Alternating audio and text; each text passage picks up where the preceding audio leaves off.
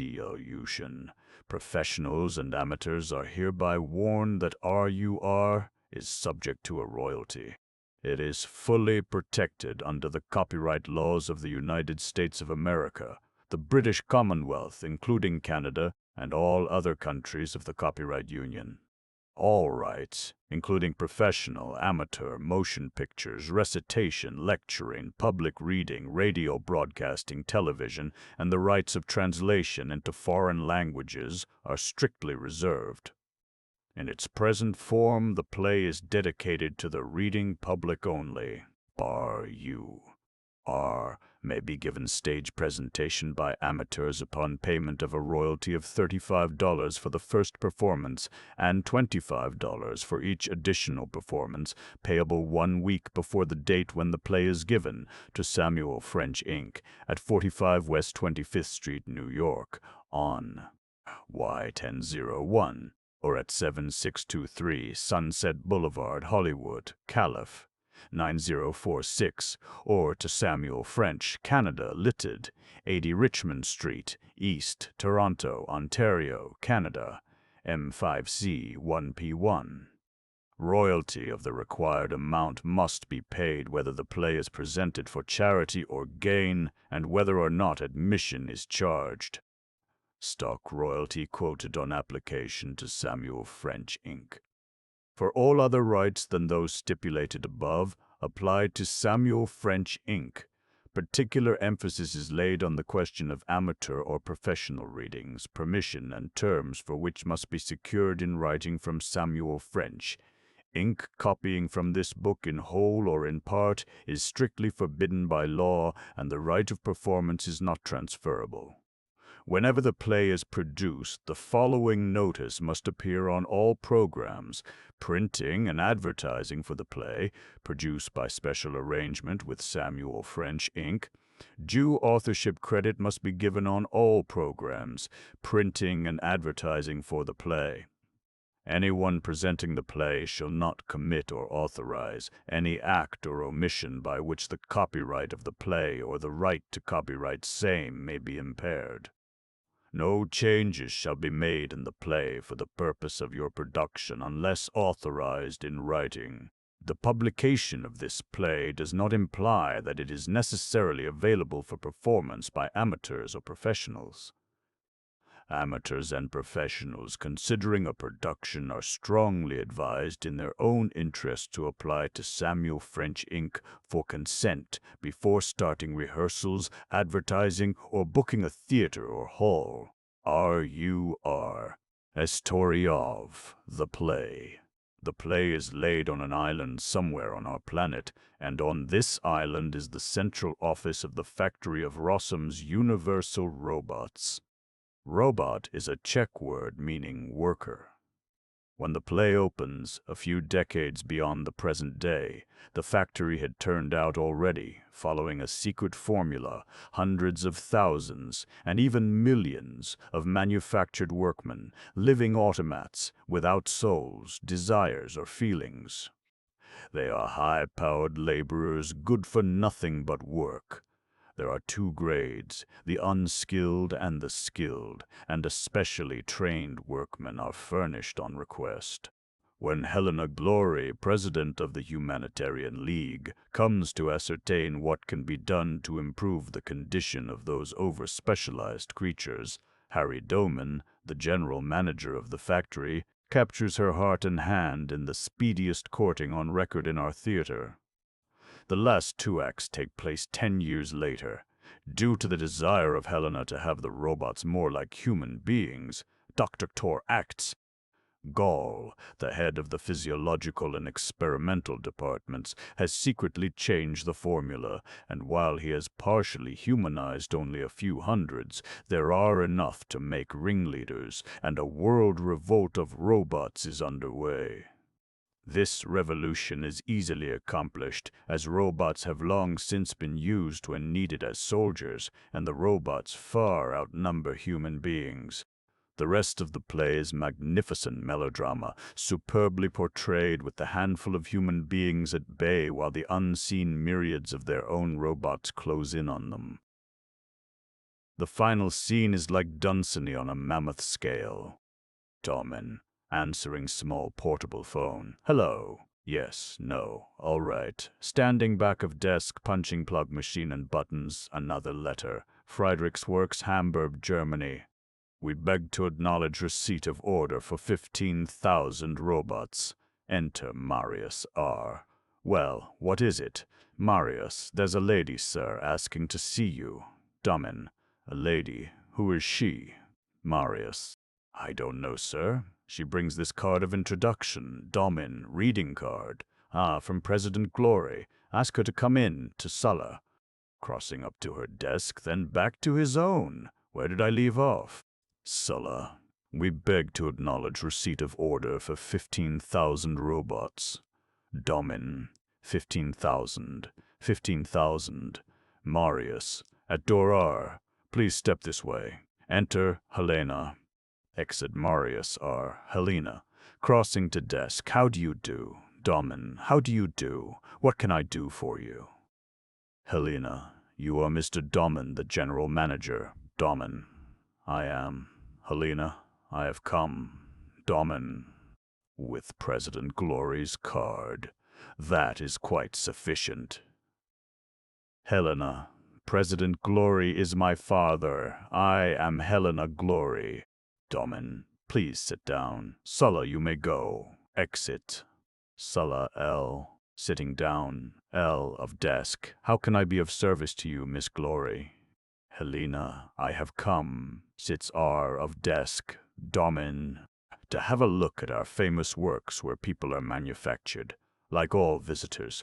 Well, there is no objection. Helena, I thought it was forbidden to, Domin, to enter the factory? Yes, of course. Everybody comes here with someone's visiting card, Miss Glory. Helena, and you show them. Domin, only certain things. The manufacture of artificial people is a secret process. Helena, if you only knew how enormously that, Domin, interests you. Europe's talking about nothing else. Helena, indignantly turning front. Why don't you let me finish speaking? Domin, Dreyer, I beg your pardon. Did you want to say something different? Helena, I only wanted to ask. Domin, whether I could make a special exception in your case and show you our factory. Why, certainly, Miss Glory. Helena, how do you know I wanted to say that? Domin, they all do. But we shall consider it a special honor to show you more than we do the rest. Helena, thank you. Domin, standing. But you must agree not to divulge the least. Helena, standing and giving him her hand, my word of honor. Domin, thank you. Looking at her hand, won't you raise your veil? Helena, of course. You want to see whether I'm a spy or not, I beg your pardon. Domin, leaning forward. What is it? Helena, would you mind releasing my hand? Domin, releasing it. Oh, I beg your pardon. Helena, raising veil. How cautious you have to be here, don't you? Domin, observing her with deep interest. Why, yes. Of course, we. That is Shelina. But what is it? What's the matter? Domin. I'm remarkably pleased. Did you have a pleasant crossing? Helena. Yes. Domin. No difficulty? Helena. Why, Domin, what I mean to say is, you're so young. Helena.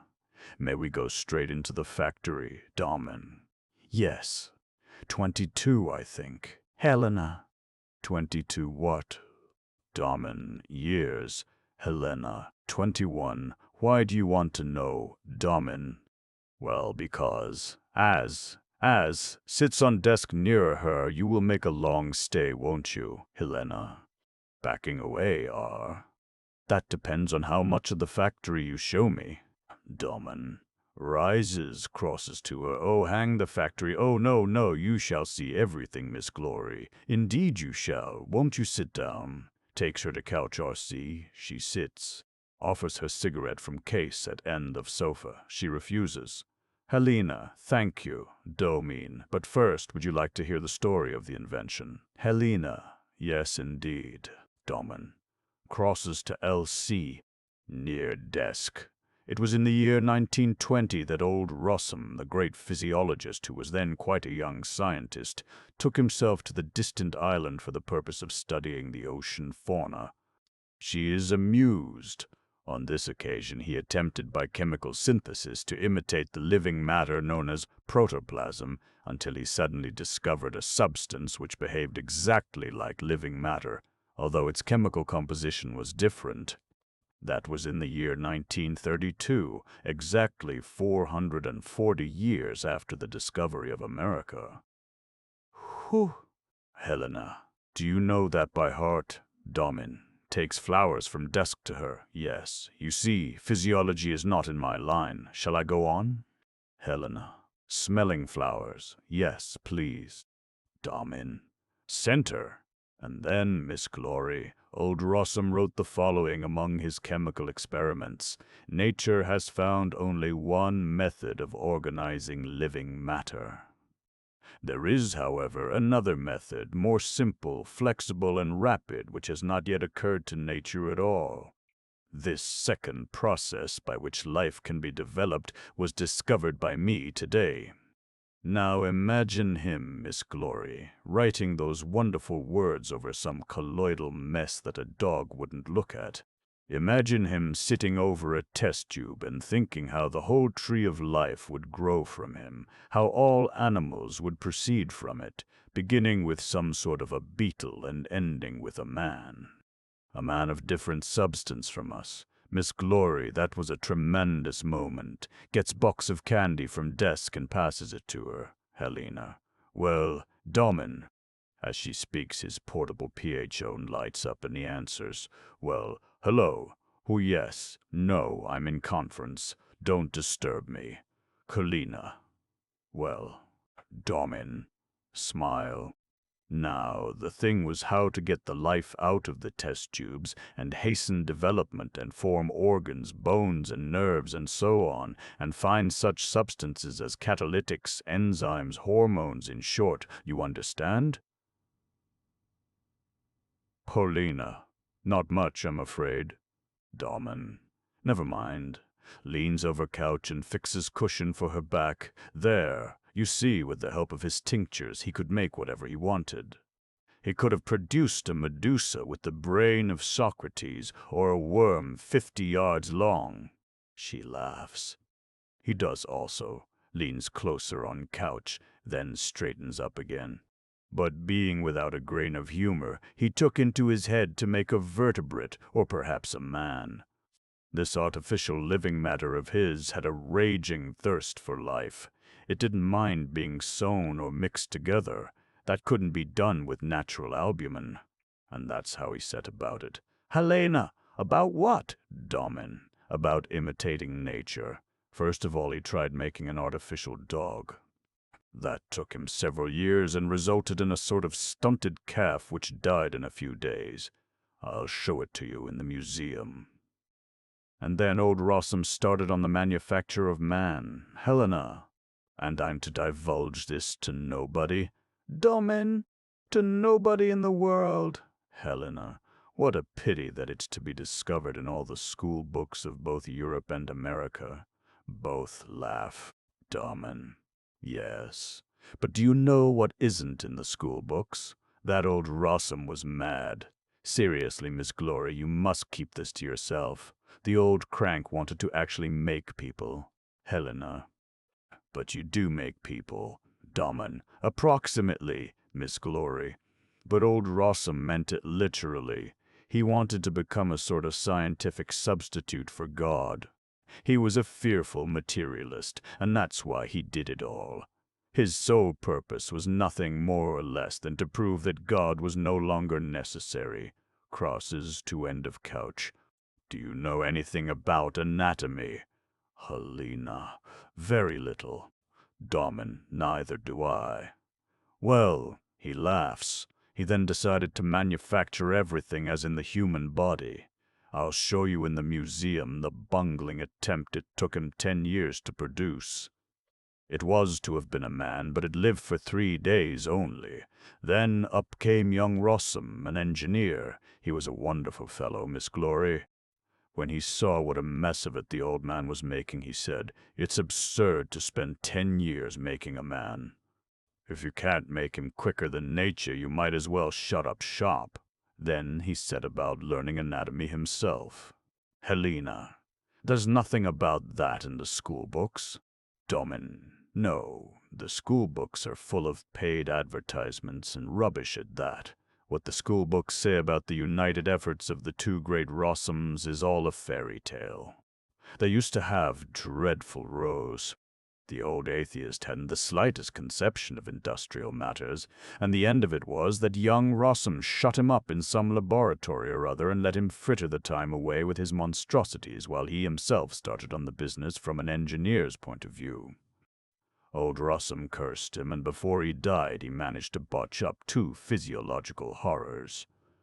Then one day they found him dead in the laboratory, and that's his whole story. Helena. And what about the young man? Bomin sits beside her on couch.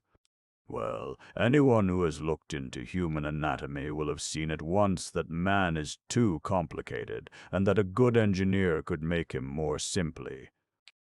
So young Rossum began to overhaul anatomy to see what could be left out or simplified. In short, but this isn't boring you, Miss Glory. Helena, no indeed. It's awfully interesting. Domin gets closer.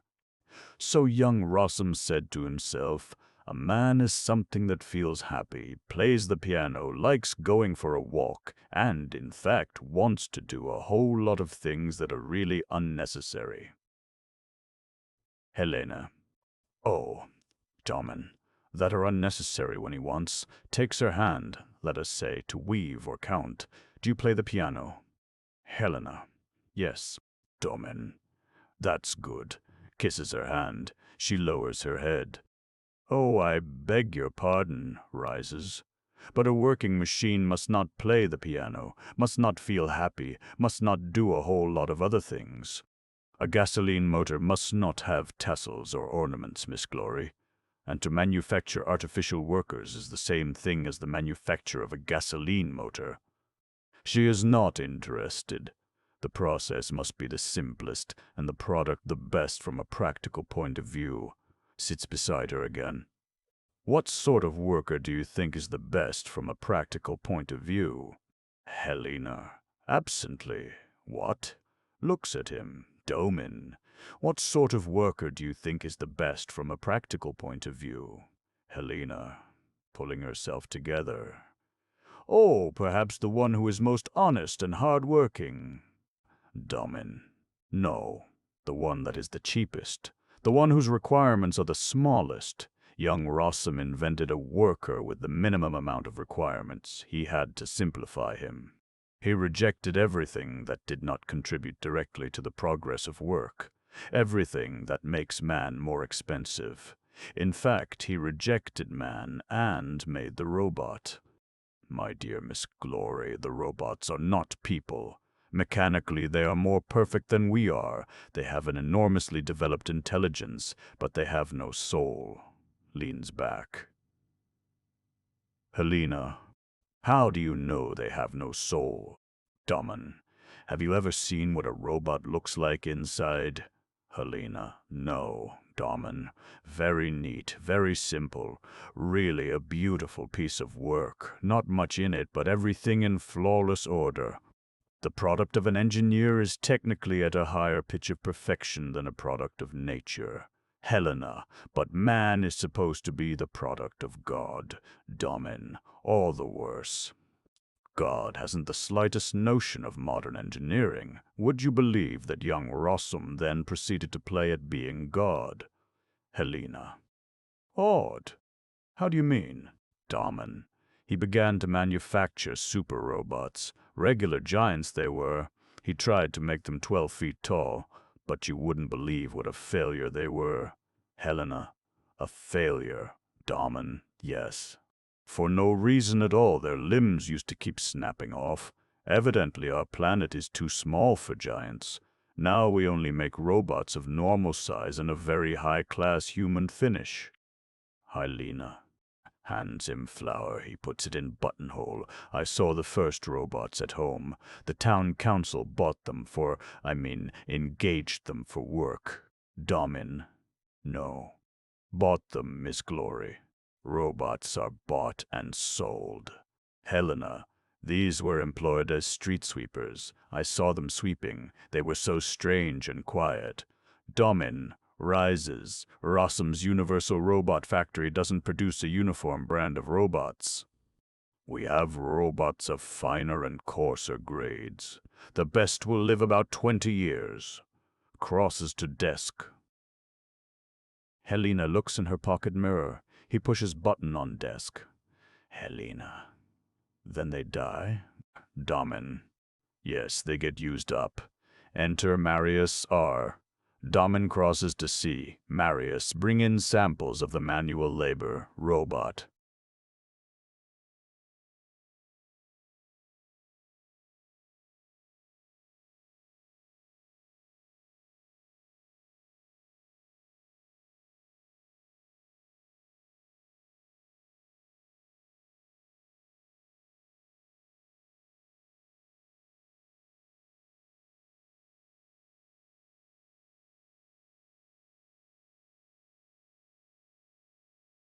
This first grade is comparatively inexpensive and is made in vast quantities. Marius re-enters RC with 2 manual labor RO bots.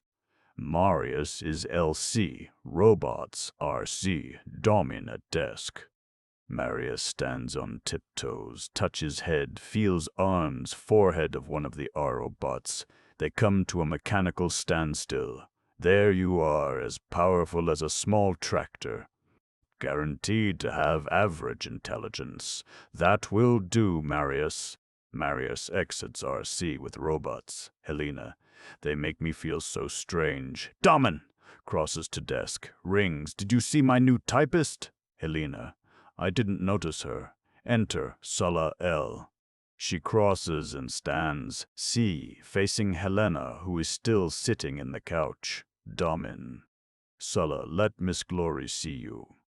Helena looks at Domin. Rising, crosses a step to C. So pleased to meet you. Looks at Domin. You must find it terribly dull in this out-of-the-way spot, don't you? Sulla. I don't know, Miss Glory. Helena. Where do you come from? Sulla. From the factory. Helena. Oh, were you born there? Sulla. I was made there. Helena. What? Looks first at Sulla, then at Domin. Domin. To Sulla, laughing. Sulla is a robot, best grade. Helena. Oh, I beg your pardon. Domin. Crosses to Sulla. Sulla isn't angry. See, Miss Glory, the kind of skin we make. Feel her face. Touches Sulla's face. Helena. Oh, no, no. Domin. Examining Sulla's hand. You wouldn't know that she's made of different material from us, would you? Turn round, Sulla. Sulla does so. Circles twice. Helena. Oh, stop, stop. Domin. Talk to Miss Glory, Sulla. Examines hair of Sulla. Sulla, please sit down. Helena sits on couch. Did you have a pleasant crossing? Fixes her hair. Helena. Oh, yes, certainly. Sulla. Don't go back on the Amelia, Miss Glory. The barometer is falling steadily. Wait for the Pennsylvania. That's a good, powerful vessel. Domin. What's its speed? Sulla. 40 knots an hour. 50,000 tons. One of the latest vessels, Miss Glory. Helena. Thank you. Sulla. A crew of 1,500. Captain Harpy. 8 boilers. Domin. That'll do, Sulla. Now show us your knowledge of French. Helena. You know French? Sulla. Oui, madame. I know 4 languages. I can write, Dear Sir, Monsieur, Goethe her, Sietende pain. Helena. Jumping up, crosses to Sulla. Oh, that's absurd. Sulla isn't the robot. Sulla is a girl like me. Sulla, this is outrageous. Why do you take part in such a hoax? Sulla, I am a robot. Helena, no, you are not telling the truth.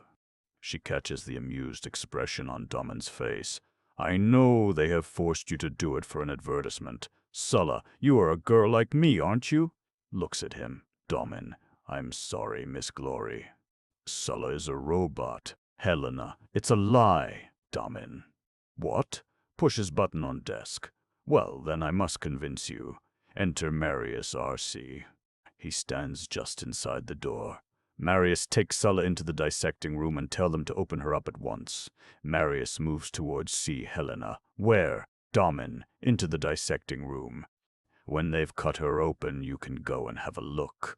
Marius makes a start towards Sulla. Helena, stopping Marius. No, Domin. Excuse me, you spoke of lies. Helena, you wouldn't have her killed? Domin, you can't kill machines. Sulla, Marius one step forward, one arm out. Sulla makes a move toward R door. Helena moves a step R. Don't be afraid, Sulla. I won't let you go. Tell me, my dear. Takes her hand. Are they always so cruel to you? You mustn't put up with it, Sulla. You mustn't, Sulla. I am a robot.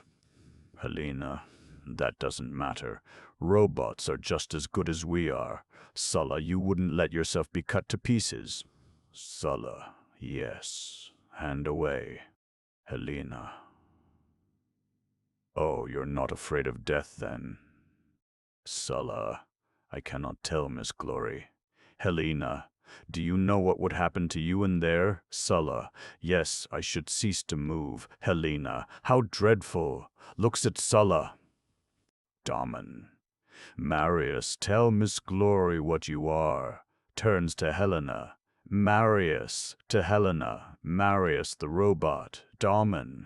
Would you take Sulla into the dissecting room? Marius turns to Domin. Yes, Domin. Would you be sorry for her? Marius. Pause. I cannot tell. Domin. What would happen to her? Marius. She would cease to move. They would put her into the stamping mill. Domin. That is death, Marius. Aren't you afraid of death? Marius. No. Domin. You see, Miss Glory, the robots have no interest in life. They have no enjoyments. They are less than so much grass. Helena. Oh, stop. Please send them away. Domin. Pushes button. Marius. Sulla, you may go. Marius pivots and exits R. Sulla exits L. Helena. How terrible. To see, it's outrageous what you are doing. He takes her hand. Domin. Why outrageous? His hand over hers. Laughing. Helena. I don't know, but it is. Why do you call her Sulla? Domin. Isn't it a nice name? Hand away. Helena. It's a man's name. Sulla was a Roman general. Domin. What? Oh! Laughs. We thought that Marius and Sulla were lovers. Helena. Indignantly. Marius and Sulla were generals and fought against each other in the year. I've forgotten now. Domin. Laughing. Come here to the window.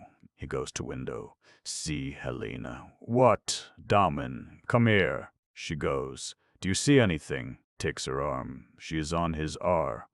Helena. Bricklayers. Domin. Robots. All our work, people are robots. And down there, can you see anything? Helena. Some sort of office. Domin. A counting house. And in it, Helena. A lot of officials. Domin. Robots. All our officials are robots. And when you see the factory, noon whistle blows. She is scared. Puts arm on Domin. He laughs. If we don't blow the whistle, the robots won't stop working. In 2 hours, I'll show you the kneading trough. Both come down stage. Helena is LC, and Domin is RC, arm in arm. Helena, kneading trough? Domin. The pestle for beating up the paste. In each one we mix the ingredients for 1,000 robots at one operation. Then there are the vats for the preparation of liver, brains, and so on. Then you will see the bone factory.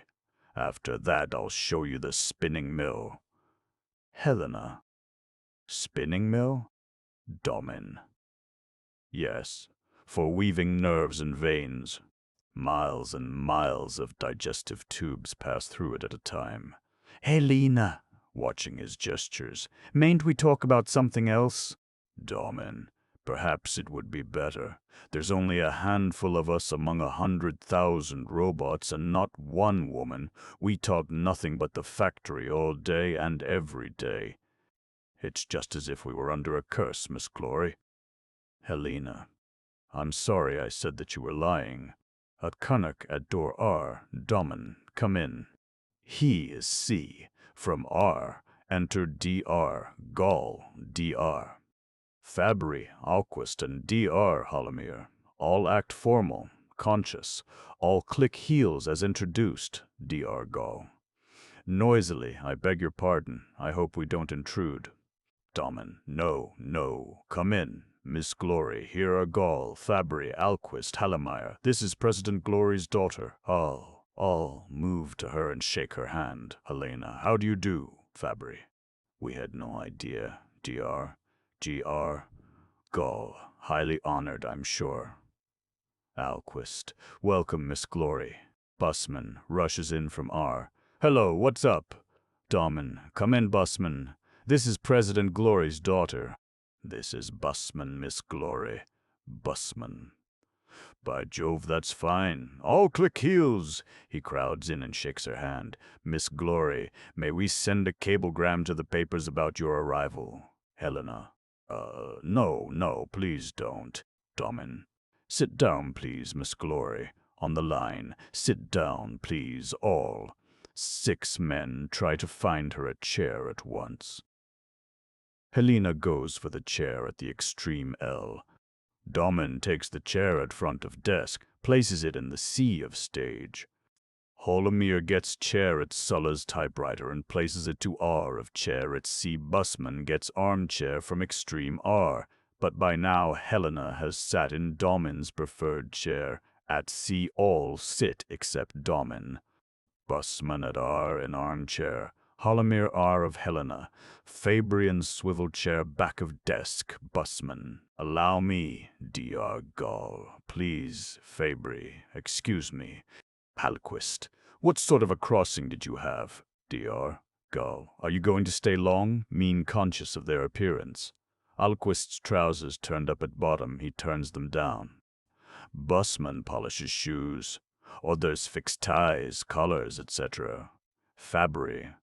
What do you think of the factory, Miss Glory? Holomir. Did you come over on the Amelia? Domin.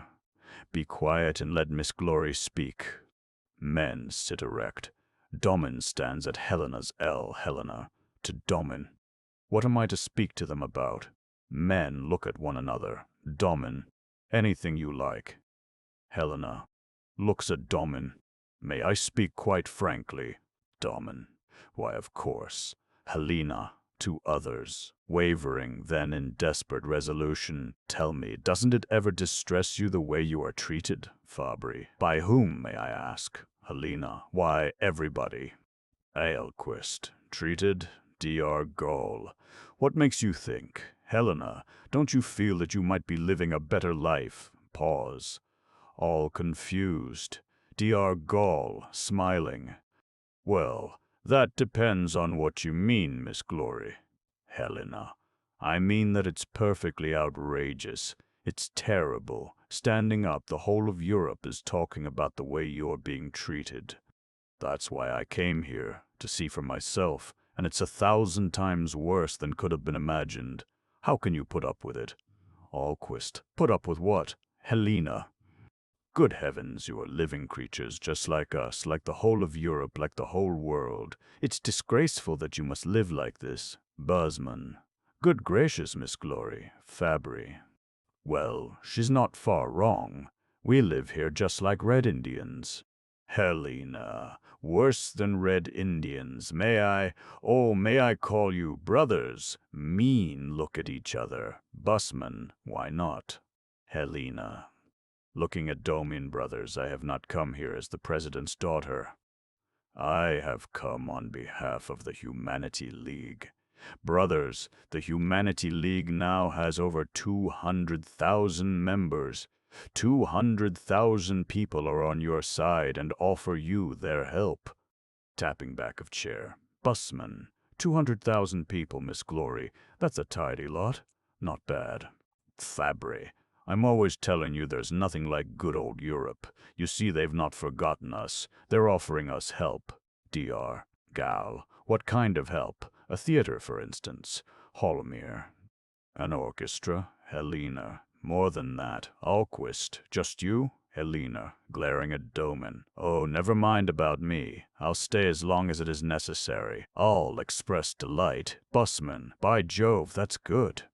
Alquist.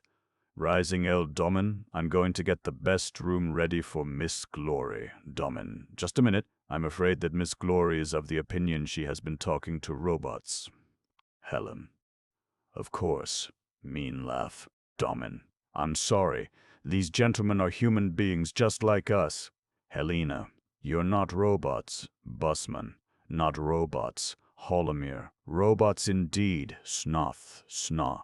Zewerdar. Gall. No thanks. All together. Fabry. Upon my honor, Miss Glory, we aren't robots. Fod to Helena. Then why did you tell me that all your officials are robots? Domin. Yes, the officials, but not the managers. Allow me, Miss Glory. This is Consul Busman, General Business Manager. This is Dr. Fabry, General Technical Manager. Dr. Hallemeyer, Head of the Institute for the Psychological Training of Robots. Dr. Gall, Head of the Psychological and Experimental Department. And Alquist, Head of the Building Department. R.U.R. As they are introduced, they rise and come. C to kiss her hand, except Gall and Alquist, whom Domin pushes away. General babble. Alquist, just a builder. Please sit down. Helena. Excuse me, gentlemen. Have I done something dreadful? Alquist. Not at all, Miss Glory. Busman. Handing flowers. Allow me, Miss Glory. Helena. Thank you. Fabry. Handing candy. Please, Miss Glory. Domin. Will you have a cigarette, Miss Glory? Helena. No, thank you. Domin. Do you mind if I do? Helena. Certainly not. Busman. Well now, Miss Glory, it is certainly nice to have you with us. Helena. Seriously. But you know I've come to disturb your robots for you. Busman pulls chair closer. Domin. Mocking her serious tone. My dear Miss Glory. Chuckle. We've had close upon 100 saviors and prophets here. Every ship brings us some. Missionaries, anarchists, Salvation Army, all sorts. It's astonishing what a number of churches and idiots there are in the world. Helena. And yet you let them speak to the robots. Domin. So far we've let them all. Why not? The robot remembers everything, but that's all. They don't even laugh at what the people say. Really, it's quite incredible. Helena. I'm a stupid girl. Send me back by the first ship. Dr. Gal. Not for anything in the world, Miss Glory. Why should we send you back, Domin? If it would amuse you, Miss Glory, I'll take you down to the robot warehouse. It holds about 300,000 of them. Busman. 347,000. Domin. Good. And you can say whatever you like to them. You can read the Bible, recite the multiplication table, whatever you please. You can even preach to them about human rights. Helena. Oh, I think that if you were to show them a little love. Fabry. Impossible, Miss Glory. Nothing is harder to like than a robot. Helena. What do you make them for, then? Buzzman. Ha ha ha, that's good. What are robots made for? Fabry. For work, Miss Glory. One robot can replace 2.5 workmen. The human machine, Miss Glory, was terribly imperfect. It had to be removed sooner or later. Bussman, it was too expensive. Fabry, it was not effective. It no longer answers the requirements of modern engineering. Nature has no idea of keeping pace with modern labor.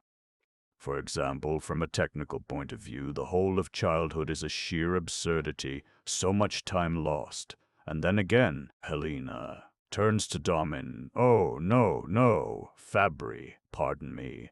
What is the real aim of your league, the Humanity League? Helena, its real purpose is to protect the robots and to ensure good treatment for them. Fabry, not a bad object either. A machine has to be treated properly. Leans back. I don't like damaged articles. Please, Miss Glory, enroll us all members of your league. Yes, yes, from all Mien. Helena. No, you don't understand me. What we really want is to liberate the robots. Looks at all. Ors, R.U.R. How do you propose to do that? Helena. They are to be dealt with like human beings. R.U.R. Ha-ha, I suppose they're to vote, to drink beer, to order us about. Helena. Why shouldn't they drink beer? R.U.R. Perhaps they're even to receive wages. Looking at other men, amused. Helena. Of course they are. R.U.R. Fancy that. Now, and what would they do with their wages, pray? Helena. They would buy what they want, what pleases them. R.U.R. That would be very nice, Miss Glory, only there's nothing that does please the robots. Good heavens, what are they to buy? You can feed them on pineapples, straw, whatever you like. It's all the same to them. They've no appetite at all. They've no interest in anything. Why, hang it all, nobody's ever yet seen a robot smile. Helena. Why don't you make them happier? R.U.R. That wouldn't do, Miss Glory. They are only workmen. Helena. Oh, but they're so intelligent. R.U.R. Confoundedly so, but they're nothing else. They've no will of their own, no soul. Oh, no passion. Helena. No love. R.U.R. Love? Huh, rather not. Robots don't love, not even themselves. Helena. No defiance? R.U.R. Defiance? I don't know. Only rarely from time to time. Helena. What happens then? R.U.R. Nothing particular. Occasionally they seem to go off their heads, something like epilepsy, you know. It's called robot's cramp. They'll suddenly sling down everything they're holding, stand still, gnash their teeth, and then they have to go into the stamping mill. It's evidently some breakdown in the mechanism. Domin, sitting on desk, a flaw in the works that has to be removed. Helena. No, that's the soul. Fabry. Humorously, do you think that the soul first shows itself by a gnashing of teeth? Men chuckle. Helena. Perhaps it's just a sign that there's a struggle within. Perhaps it's a sort of revolt. Oh, if you could infuse them with it, Domin. That'll be remedied, Miss Glory. Dr. Gall is just making some experiments. Dr. Gall, not with regard to that Domin. At present I am making pain nerves. Helena. Pain nerves? Dr. Gall. Yes, the robots feel practically no bodily pain. You see, young Rossum provided them with too limited a nervous system. We must introduce suffering. Helena. Why do you want to cause them pain? Dr. Gall. For industrial reasons, Miss Glory. Sometimes a robot does damage to himself because it doesn't hurt him. He puts his hand into the machine. Describes with gesture, breaks his finger, describes with gesture, smashes his head. It's all the same to him. We must provide them with pain. That's an automatic protection against damage. Helena, will they be happier when they feel pain? Dr. Gall, on the contrary, but they will be more perfect from a technical point of view. Helena, why don't you create a soul for them? Diargol, that's not in our power. Fabry, that's not in our interest. Bossman, that would increase the cost of production. Hang it all, my dear young lady, we turn them out at such a cheap rate, $150 each, fully dressed, and 15 years ago they cost 10,000. 5 years ago we used to buy the clothes for them. Today we have our own weaving mill, and now we even export cloth 5 times cheaper than other factories. What do you pay a yard for cloth, Miss Glory? Helena, looking at Doman, I don't really know. I've forgotten. Bossman, good gracious, and you want to found a humanity league? Men chuckle. It only costs a third now, Miss Glory. All prices are today a third of what they were, and they'll fall still lower, lower like that. Helena, I don't understand. Bossman. Why, bless you, Miss Glory, it means that the cost of labor has fallen. A robot, food and all, costs 3/4 of a cent per hour. Leans forward, that's mighty important, you know. All factories will go pop like chestnuts if they don't at once buy robots to lower the cost of production. Helena, and get rid of all their workmen. Bossman, of course. But in the meantime, we've dumped 500,000 tropical robots down on the Argentine pampas to grow corn. Would you mind telling me how much you pay a pound for bread? Helena, I've no idea. All smile. Bossman, well, I'll tell you. It now costs 2 cents in good old Europe. A pound of bread for 2 cents, and the Humanity League designates Helena. Knows nothing about it. To mean, Miss Glory, you don't realize that even that's too expensive. All mean chuckle. Why, in 5 years' time I'll wager— Helena! What? Bossman, that the cost of everything will be 1/10 of what it is today. Why, in 5 years we'll be up to our ears in corn and everything else. Halequist. Yes, and all the workers throughout the world will be unemployed. Damen. Seriously. Rises. Yes, Alquist, they will. Yes, Miss Glory, they will. But in 10 years, Rossum's universal robots will produce so much corn, so much cloth, so much everything, that things will be practically without price. There will be no poverty. All work will be done by living machines. Everybody will be free from worry and liberated from the degradation of labor. Everybody will live only to perfect himself. Helena, will he? Damen, of course, it's bound to happen. Then the servitude of man to man and the enslavement of man to matter will cease. Nobody will get bread at the cost of life and hatred. The robots will wash the feet of the beggar and prepare a bed for him in his house. Alquist! Damen, what you say sounds too much like paradise. There was something good in service and something great in humility. There was some kind of virtue in toil and weariness. Damen, perhaps, but we cannot reckon with what is lost when we start out to transform the world. Man shall be free and supreme. He shall have no other aim, no other labor, no other care than to perfect himself. He shall serve neither matter nor man. He will not be a machine and a device for production. He will be Lord of creation. Bossman, Amen. F.A. Bry. So be it. Helena. Rises. You have bewildered me. I should like to believe this.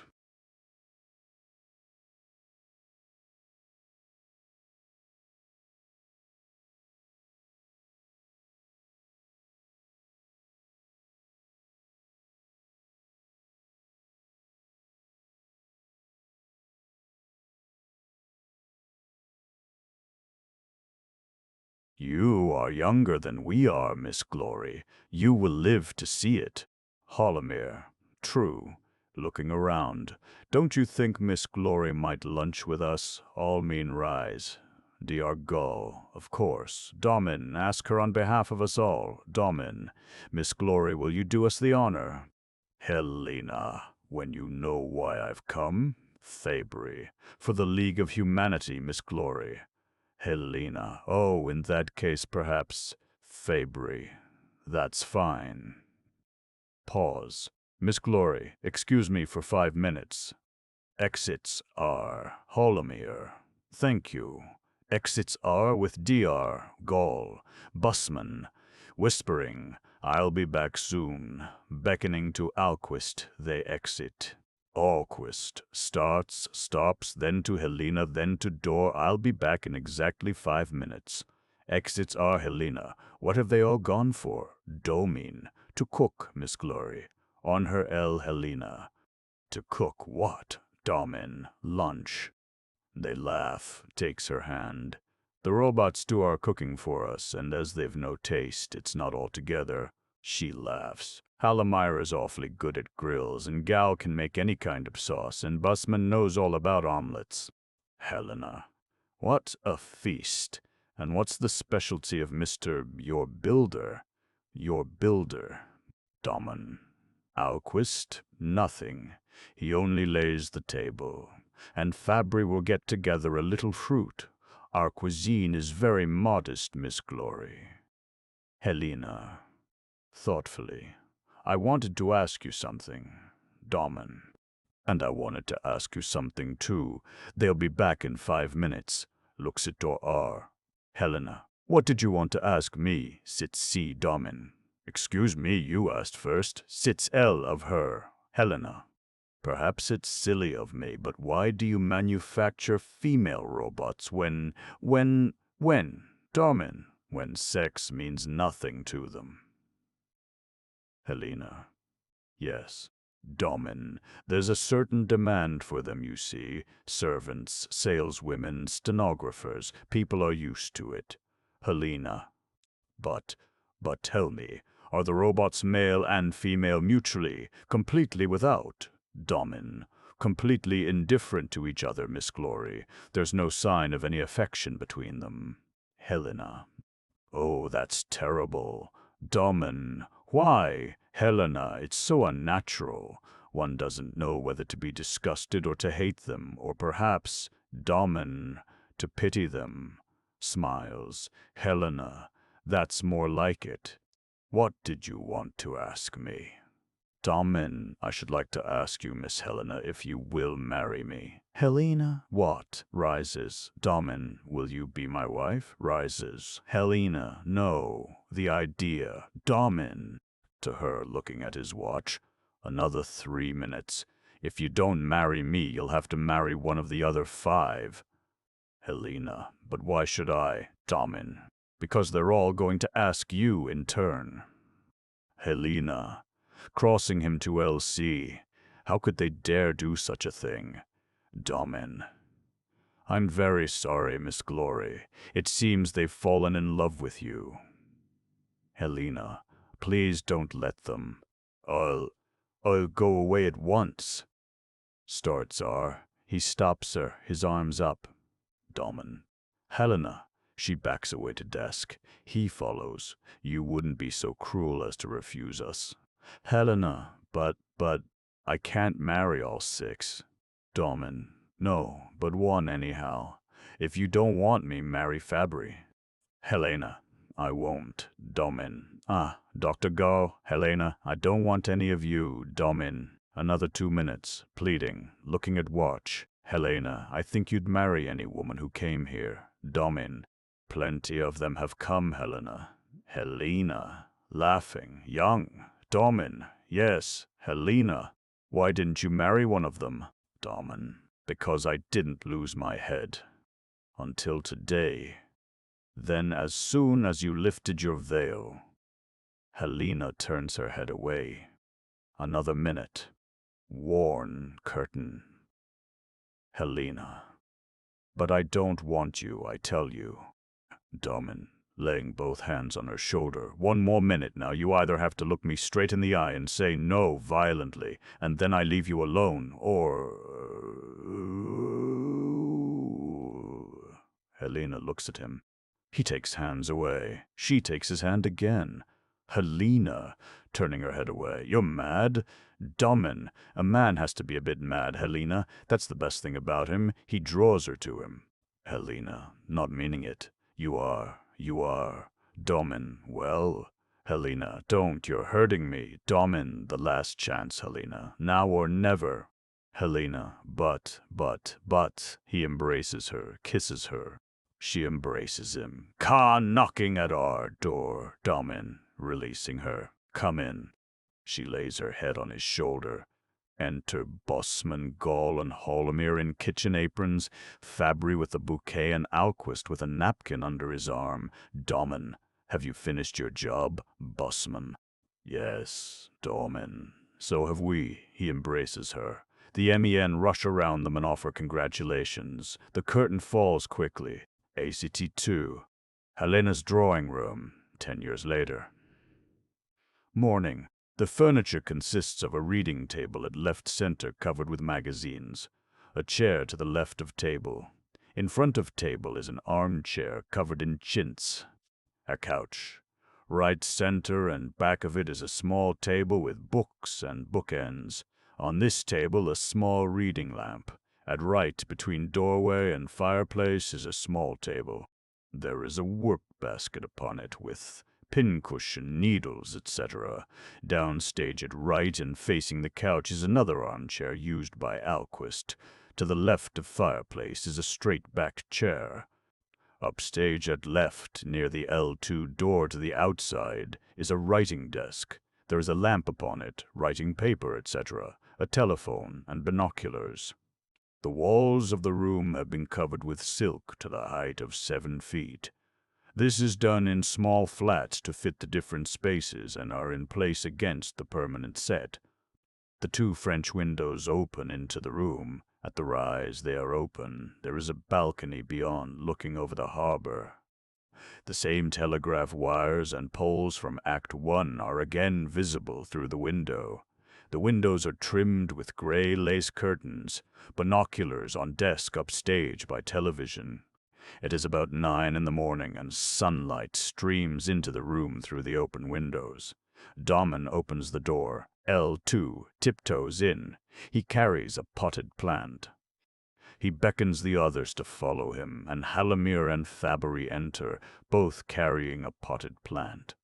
Domin places flowers on the library table and goes to right and looks toward Helena's bedroom. R. Holomir, putting down his flowers on LC table, and indicates the door. R. Still asleep? Domin. Yes. Holomir. Well, as long as she's asleep, she can't worry about it. He remains at LC table. Domin. She knows nothing about it. At C. Fabry, putting plant on writing desk. I certainly hope nothing happens today. Holomir. For goodness sake, drop it all. Look, this is a fine cyclamen, isn't it? A new sort, my latest. Cyclamen Helena. Domin picks up binoculars and goes out into balcony. No signs of the ship. Things must be pretty bad. Holomir. Be quiet. Suppose she heard you. Domin, coming into room, puts glasses on desk. Well, anyway, the Ultimus arrived just in time. F.A. Brie, you really think that today? Domin. I don't know. He crosses to LC table. Aren't the flowers fine? Holomir. Fondle's flowers. These are my primroses, and this is my new jasmine. I've discovered a wonderful way of developing flowers quickly. Splendid varieties, too. Next year I'll be developing marvelous ones. Domin. What next year? Fabry. I'd give a good deal to know what's happening at R.U.R with, Helena. Off our Nana. Domin. Keep quiet. She's awake. Out you go. All go out on tiptoe through L2 door. Enter Nana L1 Helena. Callin' from our Nana. Nana, horrid mess, pack of heathens. If I had my say, I'd... Helena. Backwards in the doorway from R. Nana, come and do up my dress. Nana, I'm coming. So you're up at last, fastening Helena's dress. My gracious, what brutes! Helena. Who? Turning. Nana. If you want to turn around, then turn around, but I shan't fasten you up. Helena. Turns back. What are you grumbling about now? Nana. These dreadful creatures, these heathens, Helena. Turning toward Nana again. The robots? Nana. I wouldn't even call them by name. Helena, what's happened? Nana. Another of them here has caught it. He began to smash up the statues and pictures in the drawing room, gnashed his teeth, foamed at the mouth, worse than an animal. Which of them caught it? Nana. The one, well, he hasn't got any Christian name, the one in charge of the library. Helena. Radius, Nana. That's him. My goodness, I'm scared of them. A spider doesn't scare me as much as them, Helena. But Nana, I'm surprised you're not sorry for them, Nana. Why, you're scared of them too, you know you are. Why else did you bring me here? Helena. I'm not scared, really, I'm not, Nana. I'm only sorry for them. Nana. You're scared. Nobody could help being scared. Why, the dog's scared of them. He won't take a scrap of meat out of their hands. He draws in his tail and howls when he knows they're about. Helena. The dog has no sense. Nana. He's better than them and he knows it. Even the horse shies when he meets them. They don't have any young, and a dog has young. Everyone has young. Helena. Turning back. Please, fasten up my dress, Nana. Nana. I say it's against God's will to. Helena. What is it that smells so nice? Nana. Flowers. Helena. What for, Nana? Now you can turn around. Helena. Turns, crosses to see. Oh, aren't they lovely? Look, Nana. What's happening today, Nana? It ought to be the end of the world. Enter Domin L2. He crosses down front of table LC. Helena crosses to him. Oh, hello, Harry. Nana turns up stage to L. Harry, why all these flowers? Domin. Guess. This scene is played down in front of LC table. Helena. Well, it's not my birthday, Domin. Better than that. Helena. I don't know. Tell me. It's 10 years ago today since you came here. Helena. 10 years? Today? Why? They embrace. Nana, muttering. I'm off. She exits L1. Helena. Fancy you remembering. Domine. I'm really ashamed, Helena. I didn't. Helena. But you, Domine. They remembered. Helena, who? Domin, Bossman, Hallemeyer, all of them. Put your hand in my pocket. Helena takes necklace from his left jacket pocket. Oh, pearls, a necklace. Harry, is this from me? Domin, it's from Bossman. Helena, but we can't accept it, can we? Domin, oh yes we can. Puts necklace on table LC. Put your hand in the other pocket. Helena takes a revolver out of his right pocket. What's that? Domin. Sorry, not that. Try again. He puts gun in pocket. Helena. Oh, Harry, why do you carry a revolver? Domin. It got there by mistake. Helena. You never used to carry one. Domin. No, you're right. Indicates breast pocket. There, that's the pocket. Helena takes out cameo. A cameo? Why, it's a Greek cameo. Domin. Apparently. Anyhow, Fabry says it is. Helena. Fabry? Did Mr. Fabry give me that? Domin. Of course. Opens the L1 door. And look in here. Helena, come and see this. Both. Exit L1. Helena. Off L1. Oh, isn't it fine? Is this from you, Domin? Off L1. No, from Alquist. And there's another on the piano. Helena. This must be from you, Domin. There's a card on it. Helena. From Dr. Gall. Reappearing in L1 doorway. Oh, Harry, I feel embarrassed at so much kindness. Domin enters to R.U.R. of table LC. Come here. This is what Hallemeyer brought you. Helena. To up L of desk. These beautiful flowers? Domin. Yes, it's a new kind. Cyclamen. Helena. He grew them in honor of you. They are almost as beautiful as you. Helena. Kissing him. Harry. Why do they all? Domin, they're awfully fond of you. I'm afraid that my present is a little... Look out of the window, crosses to window and beckons to her. Helena. Where? They go out into the balcony. Domin. Into the harbor. Helena. There's a new ship. Domin. That's your ship. Helena. Mine? How do you mean? Domin. R. For you to take trips in for your amusement. Helena. L. Harry. That's a gunboat. Domin. A gunboat? What are you thinking of? It's only a little bigger and more solid than most ships. Helena. Yes, but with guns. Domin. Oh yes, with a few guns. You'll travel like a queen, Helena. Helena. What's the meaning of it? Has anything happened? Domin. Good heavens, no. I say try these pearls. Crosses to R of table LC. Helena. Harry, have you had bad news? Domin. On the contrary, no letters have arrived for a whole week. Helena. Nor telegrams. Coming into the room. C. Domin. Nor telegrams. Helena. What does that mean, Domin? Holidays for us. We all sit in the office with our feet on the table and take a nap. No letters, no telegrams. Glorious. Helena. Then you'll stay with me today?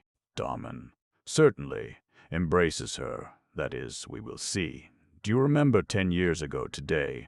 Crosses to L of table LC, Miss Glory. It's a great honor to welcome you. They assume the same positions as when they first met 10 years before in Domin's office. Helena, to table. Oh, Mr. Manager, I'm so interested in your factory. She sits R of table. Domin. I'm sorry, Miss Glory, it's strictly forbidden. The manufacture of artificial people is a secret. Helena. But to oblige the young lady who has come a long way. Domin. Leans on table. Certainly, Miss Glory. I have no secrets from you. Helena. Are you sure, Harry? Leaning on desk seriously, his right hand on hers. Domin. Yes. They gradually draw apart. Helena. But I warn you, sir, this young lady intends to do terrible things. Domin. Good gracious, Miss Glory. Perhaps she doesn't want to marry me. Helena. Heaven forbid. She never dreamt of such a thing. But she came here intending to stir up a revolt among your robots. Domin. A revolt of the robots. Helena. Low voice. Harry, what's the matter with you? Domin. Laughing it off. A revolt of the robots. That's a fine idea. Crosses to back of table. She watches him suspiciously. Miss Glory, it would be easier for you to cause bolts and screws to rebel than our robots. You know, Helena, you're wonderful. You've turned the hearts of us all. Sits on table. Helena. Oh, I was fearfully impressed by you all then. You were all so sure of yourselves, so strong. I seemed like a tiny little girl who had lost her way among... Domin. What? Helena. Front, among huge trees. All my feelings were so trifling compared with your self-confidence. And in all these years I've never lost this anxiety. But you've never felt the least misgiving, not even when everything went wrong. Domin. What went wrong? Helena. Your plans. You remember, Harry, when the workmen in America revolted against the robots and smashed them up, and when the people gave the robots firearms against the rebels. And then when the governments turned the robots into soldiers, and there were so many wars. Domin. Getting up and walking about? We foresaw that, Helena. A round table to R.C. You see, these are only passing troubles which are bound to happen before the new conditions are established. Walking up and down, standing at center. Helena, you were all so powerful, so overwhelming. The whole world bowed down before you. Rising. Oh, Harry. Crosses to him. Domin. What is it? Helena. Close the factory and let's go away. All of us. Domin. I say, what's the meaning of this? Helena. I don't know, but can't we go away? Domin. Impossible, Helena. That is, at this particular moment. Helena. At once, Harry. I'm so frightened. Domin. Takes her. About what, Helena? Helena. It's as if something was falling on top of us and couldn't be stopped. Oh, take us all away from here. We'll find a place in the world where there's no one else. Alquist will build us a house, and then we'll begin life all over again.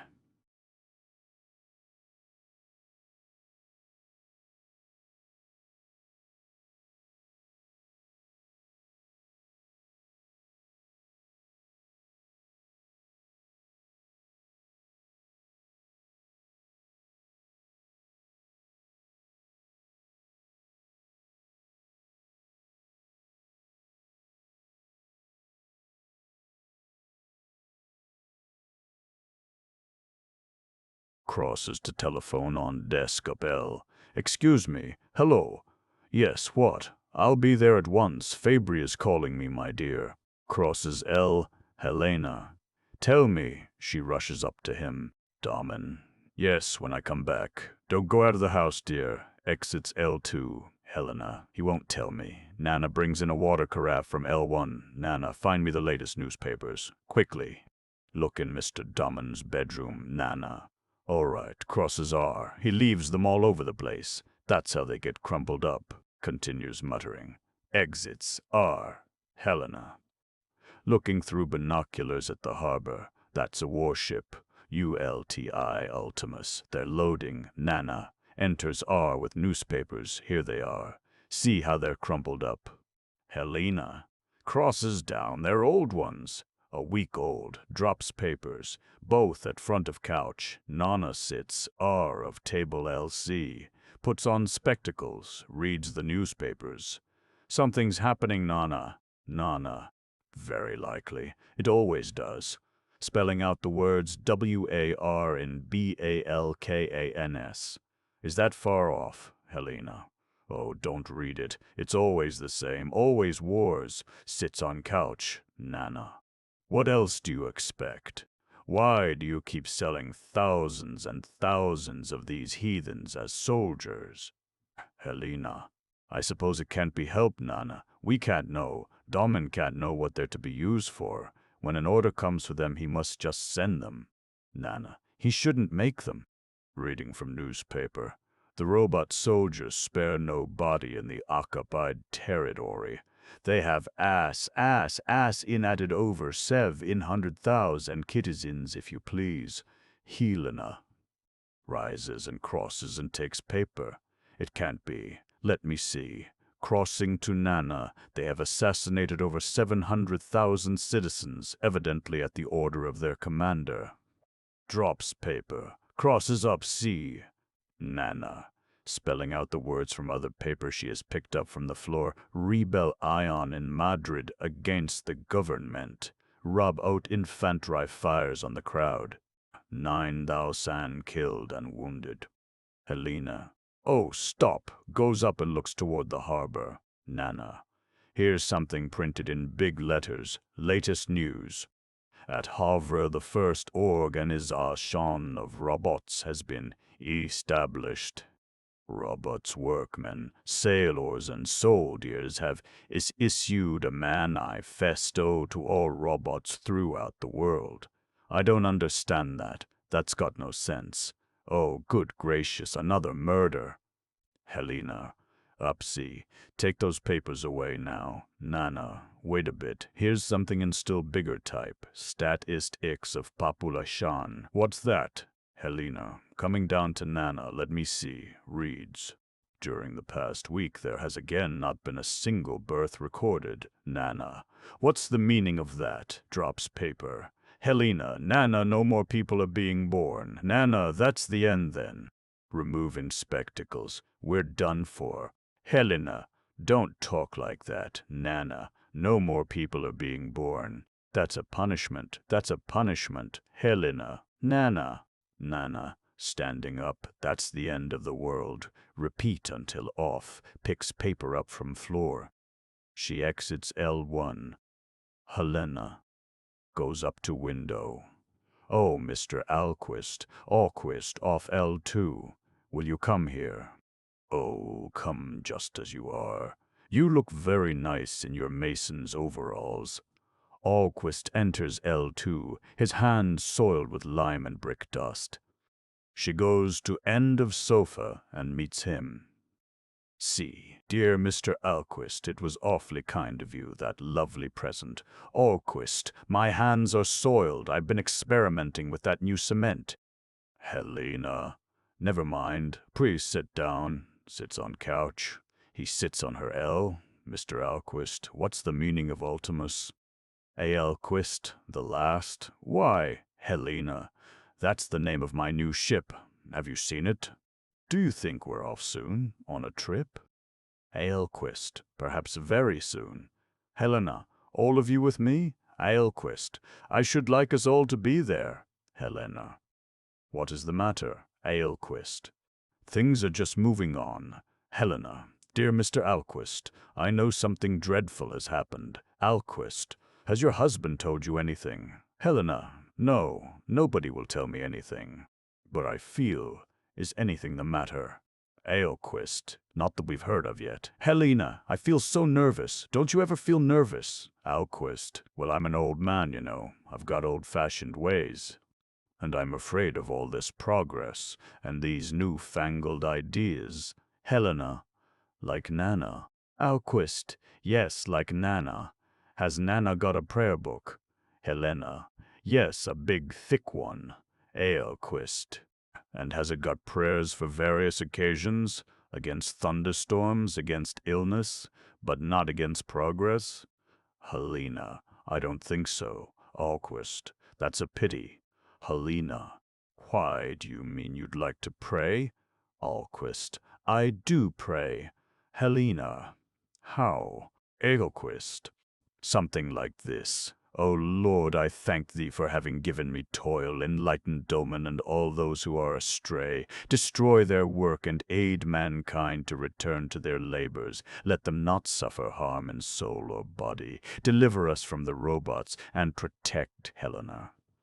Amen. Helena touches his arm, pats it. Mr. Ahlquist, are you a believer? Ahlquist, I don't know. I'm not quite sure. Helena, and yet you pray? Ahlquist, that's better than worrying about it. Helena, and that's enough for you?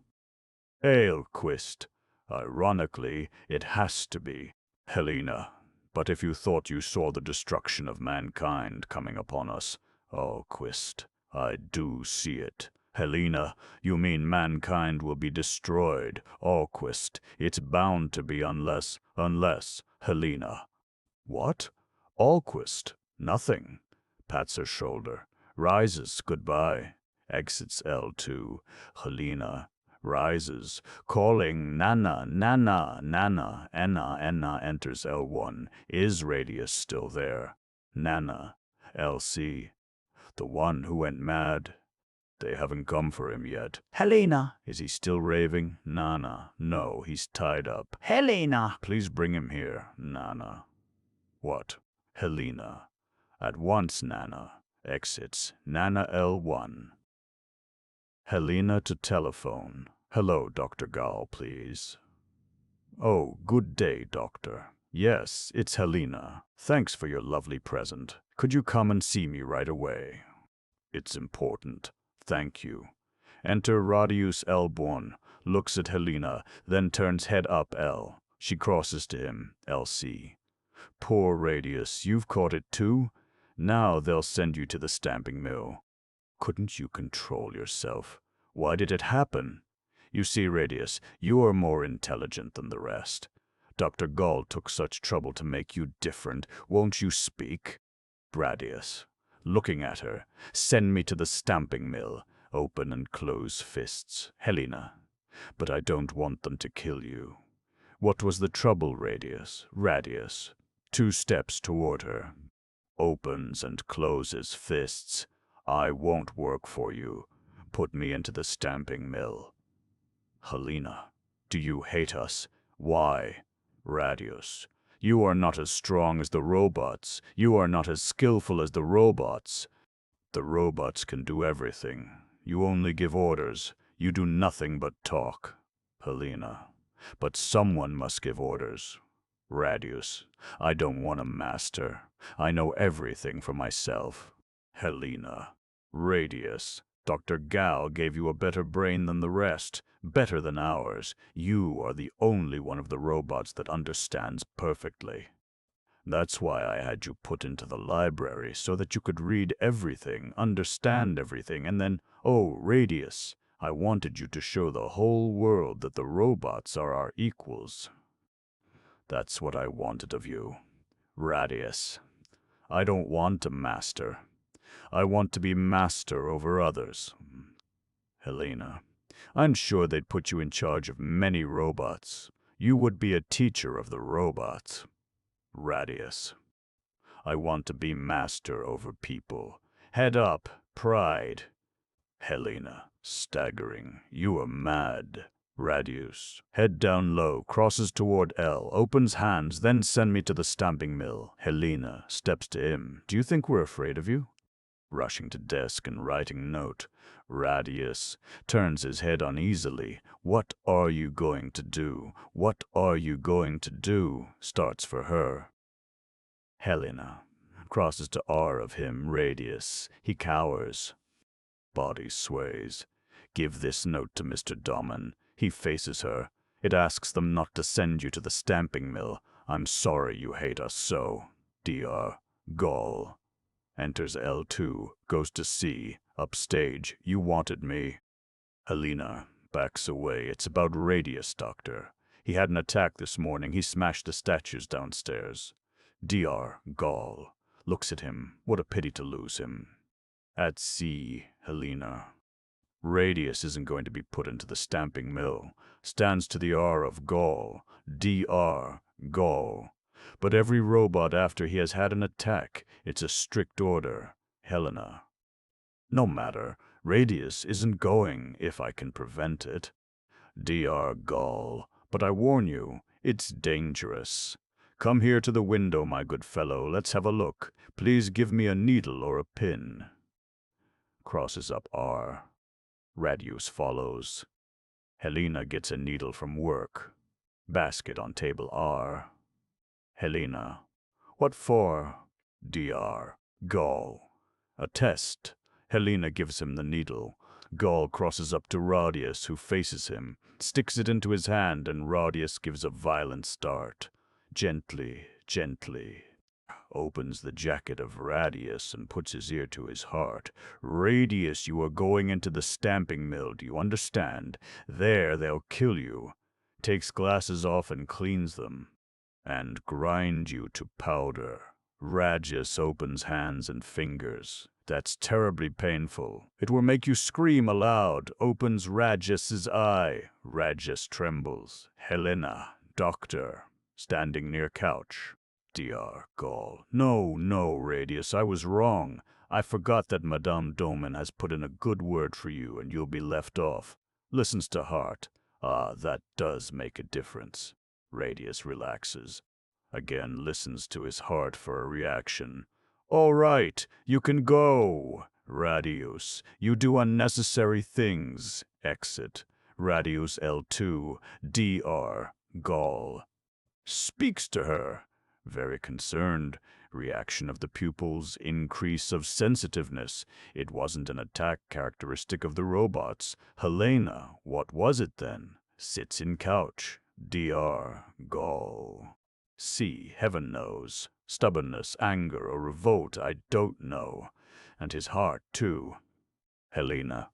What? Dr. Gall. It was fluttering with nervousness like a human heart.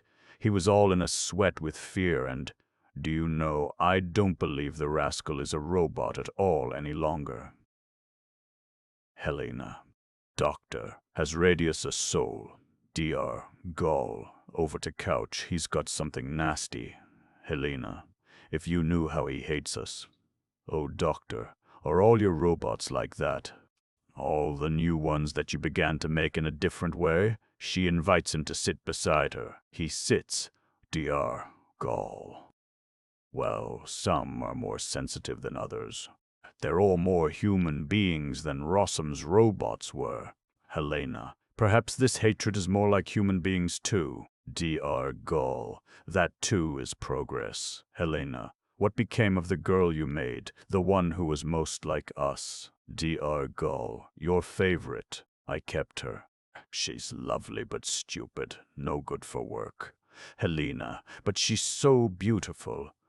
Dr. Gall, I called her Helena. I wanted her to resemble you. She is a failure. Helena, in what way? Dr.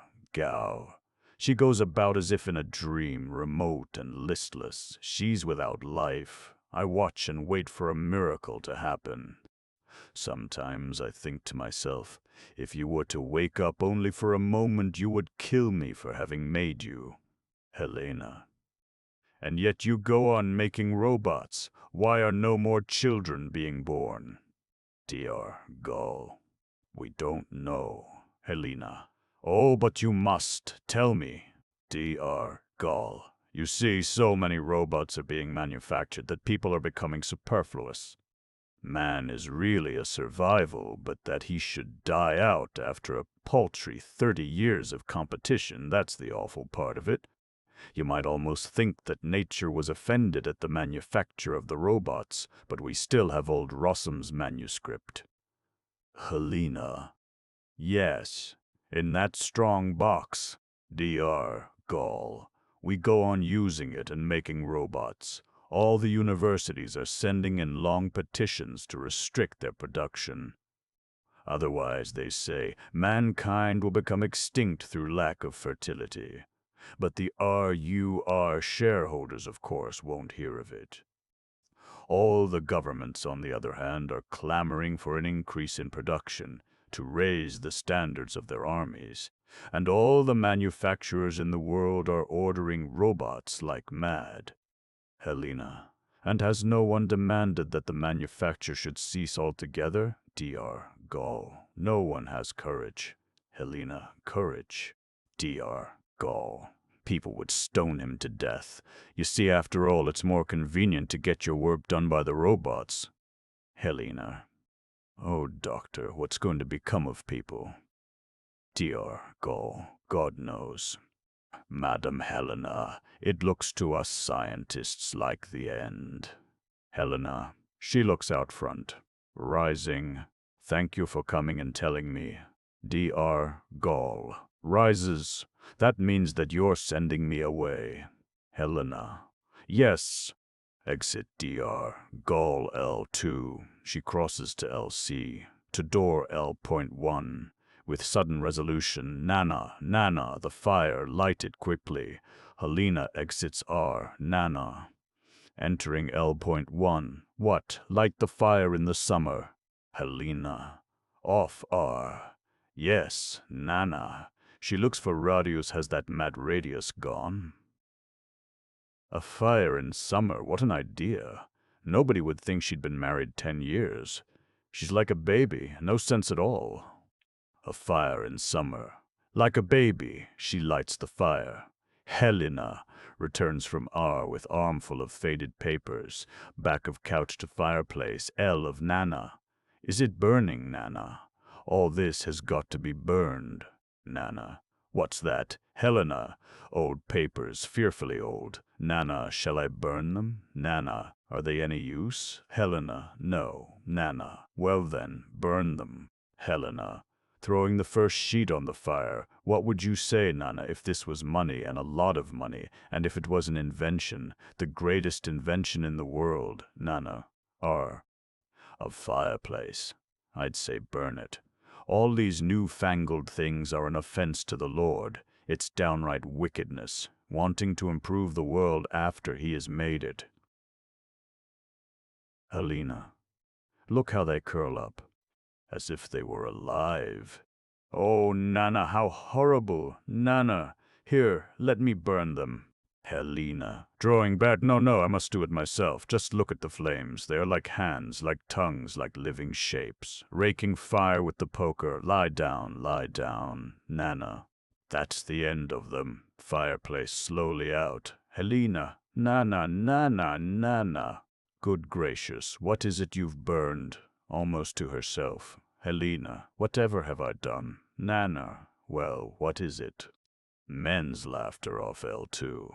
Helena, go quickly, it's the gentleman calling. Nana. Good gracious, what a place. Exits L1, Domin. Opens door L2. Come along and offer your congratulations. Enter Holomir and Dr. Gall. Holomir. Crosses to R.C. Madam Helena. I congratulate you on this festive day. Helena. Thank you. Coming to see where are Fabry and Busman. Domin.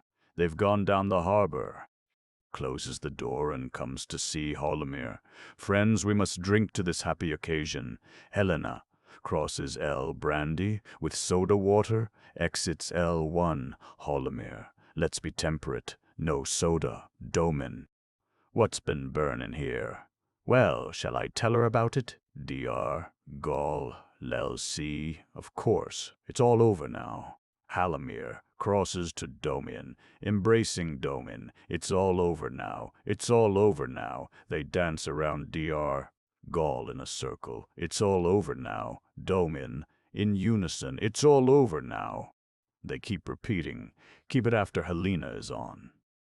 Helena, entering L by one with decanter and glasses. What's all over now? What's the matter with you all? She puts tray on LC table. Dr. Gall helps her to pour the drinks. Holomir crosses to back of table, a piece of good luck. Madam Domin, all ad lib. Just 10 years ago today you arrived on this island. Holomir crosses to table for drink. Dr. Gall, and now 10 years later to the minute, crosses to L of Holomir. Holomir, the same ship's returning to us, so here's to luck. Drinks. Domin, with great exuberance, has gone out in the balcony and looks over the harbor. Dr. Gall. Madam, your health. I'll drink. Holomir, that's fine and strong. Helena. Which ship did you mean? Domin crosses down to see Helena, gives him his drink, and she crosses to front of couch. Any ship will do as long as it arrives in time. To the ship. Empties his glass. Helena. You've been waiting for the ship? Sits on couch. Halomir. Rather. Like Robinson Crusoe. Madame Helena, best wishes. Come along, Domin, out with the news. Gall has sat L of LC table, drinking. Holomir back of table RC. Helena. Do tell me what's happened. Domin. First it's all up. He puts brandy glass on LC table. Holomir sits on table, upper end. Helena. What's up? Domin. The revolt. Helena. What revolt? Domin. Give me that paper, Halomir. Holomir hands paper. Domin reads. The first national robot organization has been founded at Havre and has issued an appeal to the robots throughout the world. Helena. I read that. Domin. That means a revolution of all the robots in the world. Holomir. By Jove, I'd like to know. Domin. See who started it, so would I. There was nobody in the world who could affect the robots, no agitator, no one, and suddenly this happens, if you please. Helena. What did they do? Domin. They got possession of all firearms, telegraphs, radio stations, railways, and ships. Holomir. And don't forget that these rascals outnumbered us by at least 1,000 to 1. 100th part of them would be enough to settle us. Domin. Remember that this news was brought by the last steamer. That explains the stoppage of all communication and the arrival of no more ship. We knocked off work a few days ago, and we're just waiting to see when things are to start afresh. Helena. Is that why you gave me a warship? Gall fills Domin's glass. Domin.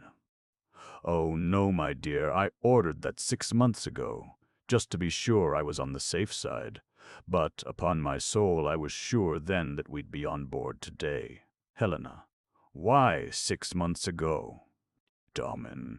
Well, there were signs, you know, but that's of no consequence. Gets glass. To think that this week the whole of civilization has been at stake. Your health, my friends. Holomir. Your health, Madame Helena. All drink to Helena. Helena, you say it's all over? Domin. Absolutely, Helena. How do you know, Dr. Gall? The boat's coming in. The regular mail boat, exact to the minute by the timetable. It will dock punctually at 11:30. Domin. Punctuality is a fine thing, my friends. That's what keeps the world in order. Here's to punctuality. Men drink, Helena. Then everything is all right, Domin. Up sea, a step, practically everything. I believe they've cut the cables and seized the radio station. But it doesn't matter if only the timetable holds good. Up to window, Holomir. Rises. If the timetable holds good, human laws hold good. Divine laws hold good. The laws of the universe hold good. Everything holds good that ought to hold good. Gall applauds. The timetable is more significant than the gospel, more than Homer, more than the whole of Kant. Madam Helena, the timetable is the most perfect product of the human mind. Madam Helena, I'll fill up my glass. G.A. Gall hands Halomir the decanter. Helena, why didn't you tell me anything about it? D.R. Gall, heaven forbid. Domin, you mustn't be worried with such things. Glass on table R.C. crosses to back of couch. Helena.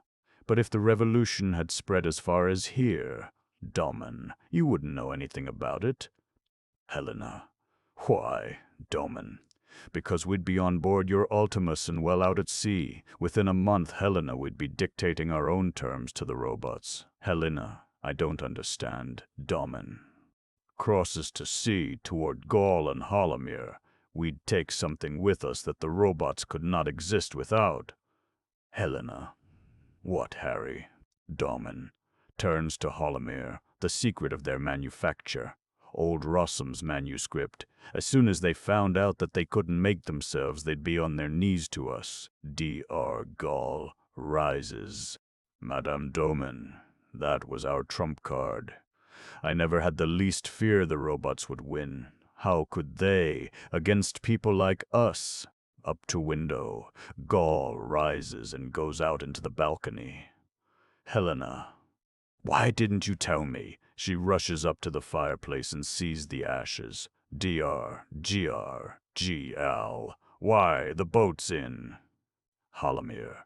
11:30 to the dot, rising and going onto the balcony, the good old Amelia that brought Madame Helena to us. Domin goes out onto the balcony. D.R. Gall. Just 10 years ago to the minute. Holomir, they're throwing out the mailbags. Domin. Busman's waiting for them, and Fabry will bring us the first news. You know, Helena, I'm fearfully curious to know how they... Crosses to sea. She gets away from fire to L of couch, tackled this business in Europe. Holomir. Crosses down to table. To think we weren't in it, we who invented the robots. Returning to the armchair. Helena, Harry. Rushing to Domin from fireplace. Domin, what is it? Helena, let's leave here. Domin. Now, Helena. Oh, come, come. Helena, as quickly as possible, all of us. Domin, why? Helena. Please, Harry. Please, Dr. Gall Halomir. Please close the factory. Domin, why none of us could leave here now. Helena, why? Domin. Because we're about to extend the manufacture of the robots. Helena.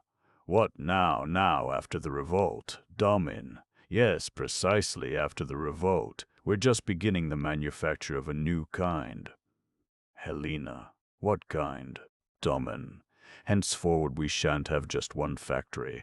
There won't be universal robots anymore. We'll establish a factory in every country, in every state. And do you know what these new factories will make?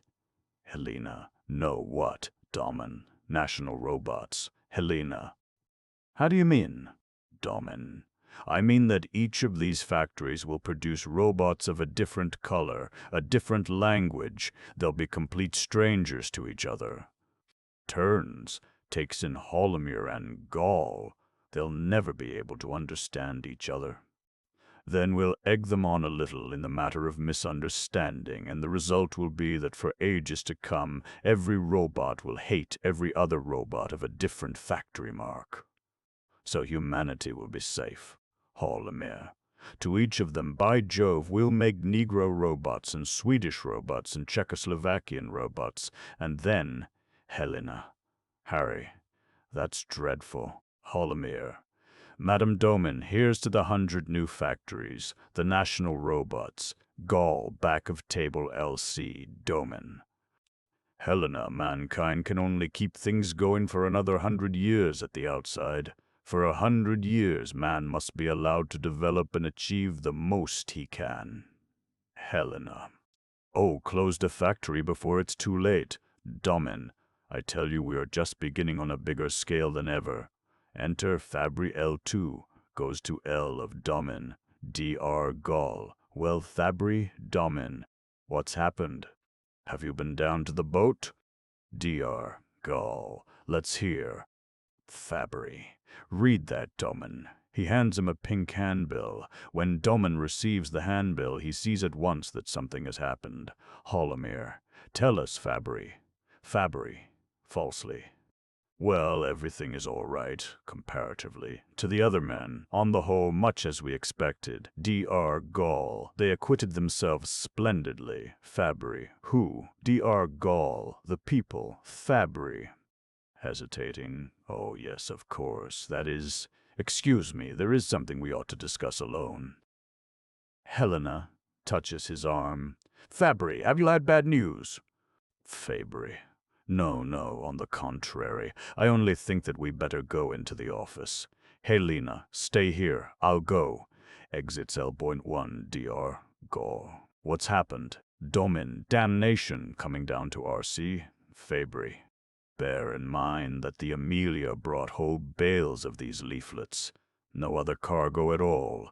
G.A. Gall closes the door. Lot 2. R.U.R. What? But it arrived on the minute. Fabry. The robots are great on punctuality. Read it, Domin. Domin. R.C. reads handbill. Robots throughout the world. We, the man our enemy and an outlaw in the universe. Good heavens, who taught them these phrases? Dr. Gall. Go on, Domin. They say they are more highly developed than man, stronger and more intelligent. The man's their parasite. Why, it's absurd. Fabry. Read the third paragraph. Domin. Robots throughout the world, we command you to kill all mankind. Spare no man, spare no woman. Save factories, railways, machinery, mines, and raw materials. Destroy the rest, then return to work. Work must not be stopped. Looks at others. Dr. Gall. That's ghastly. R.U.R. The devil. Domin. These orders are to be carried out as soon as received. Then come the detailed instructions. Is this actually being done, Fabry? Fabry. Evidently. Busman rushes in L2 and collapses on couch RC. By Jove, that was a sprint. Busman. Well, boys, I suppose you've heard the glad news. Domin. Quick on board the Ultimus. Busman. Wait, Harry, wait. There's no hurry. Domin. Why wait? Busman. Because it's no good, my boy. The robots are already on board the Ultimus. Dr. Gall. That's ugly. Domin. Fabry, telephone the electrical works. Fabry goes to back of couch. Busman. No use, my boy. They've charged the air with static. Domin. Inspects his revolver. Well then, I'll go. Starts L. Stops. Busman. Where? Domin. To the electrical works. There are some people still there. I'll bring them across. Gets as far as L2 door. Worn curtain. Busman. Better not try it. Domin. Why? Busman. Because I'm very much afraid we are surrounded.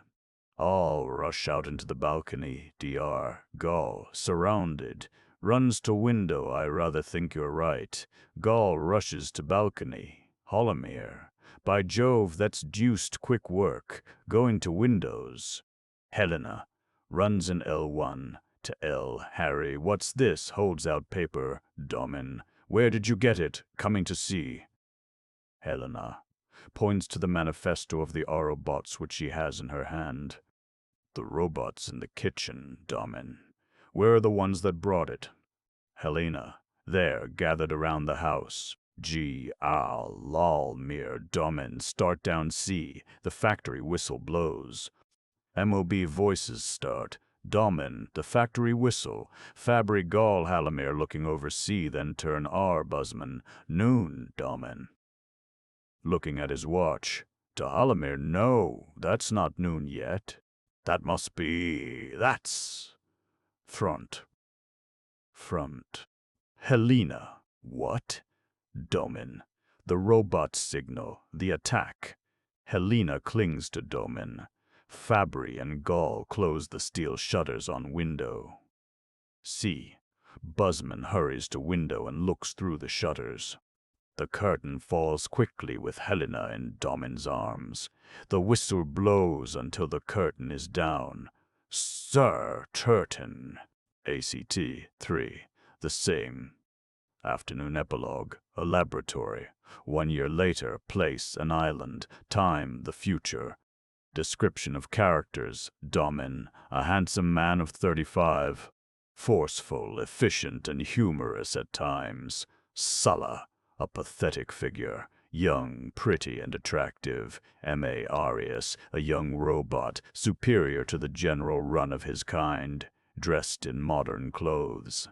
Helena Glory, a vital, sympathetic, handsome girl of 21. D.R. Gall, a tall, distinguished scientist of 50. M.R. Fabry, a forceful, competent engineer of 40. Halamir, an impressive man of 40. Bald head and beard. Aliquist, a stout, kindly old man of 60. Nana, a tall, acidulous woman of 40. Radius, a tall, forceful robot. Helena, a radiant young woman of 20. Primus, a good-looking young robot. Note: all the robots wear expressionless faces and move with absolute mechanical precision with the exception of Sulla, Helena, and Primus, who convey a touch of humanity. R.U.R. Dr. Gall. We made the robots' faces too much alike. 100,000 faces all alike, all facing this way. 100,000 expressionless bubbles. It's like a nightmare. Domin. You think if they'd been different, GL, it wouldn't have been such an awful sight. D.O. mean, looks through binoculars towards the harbor.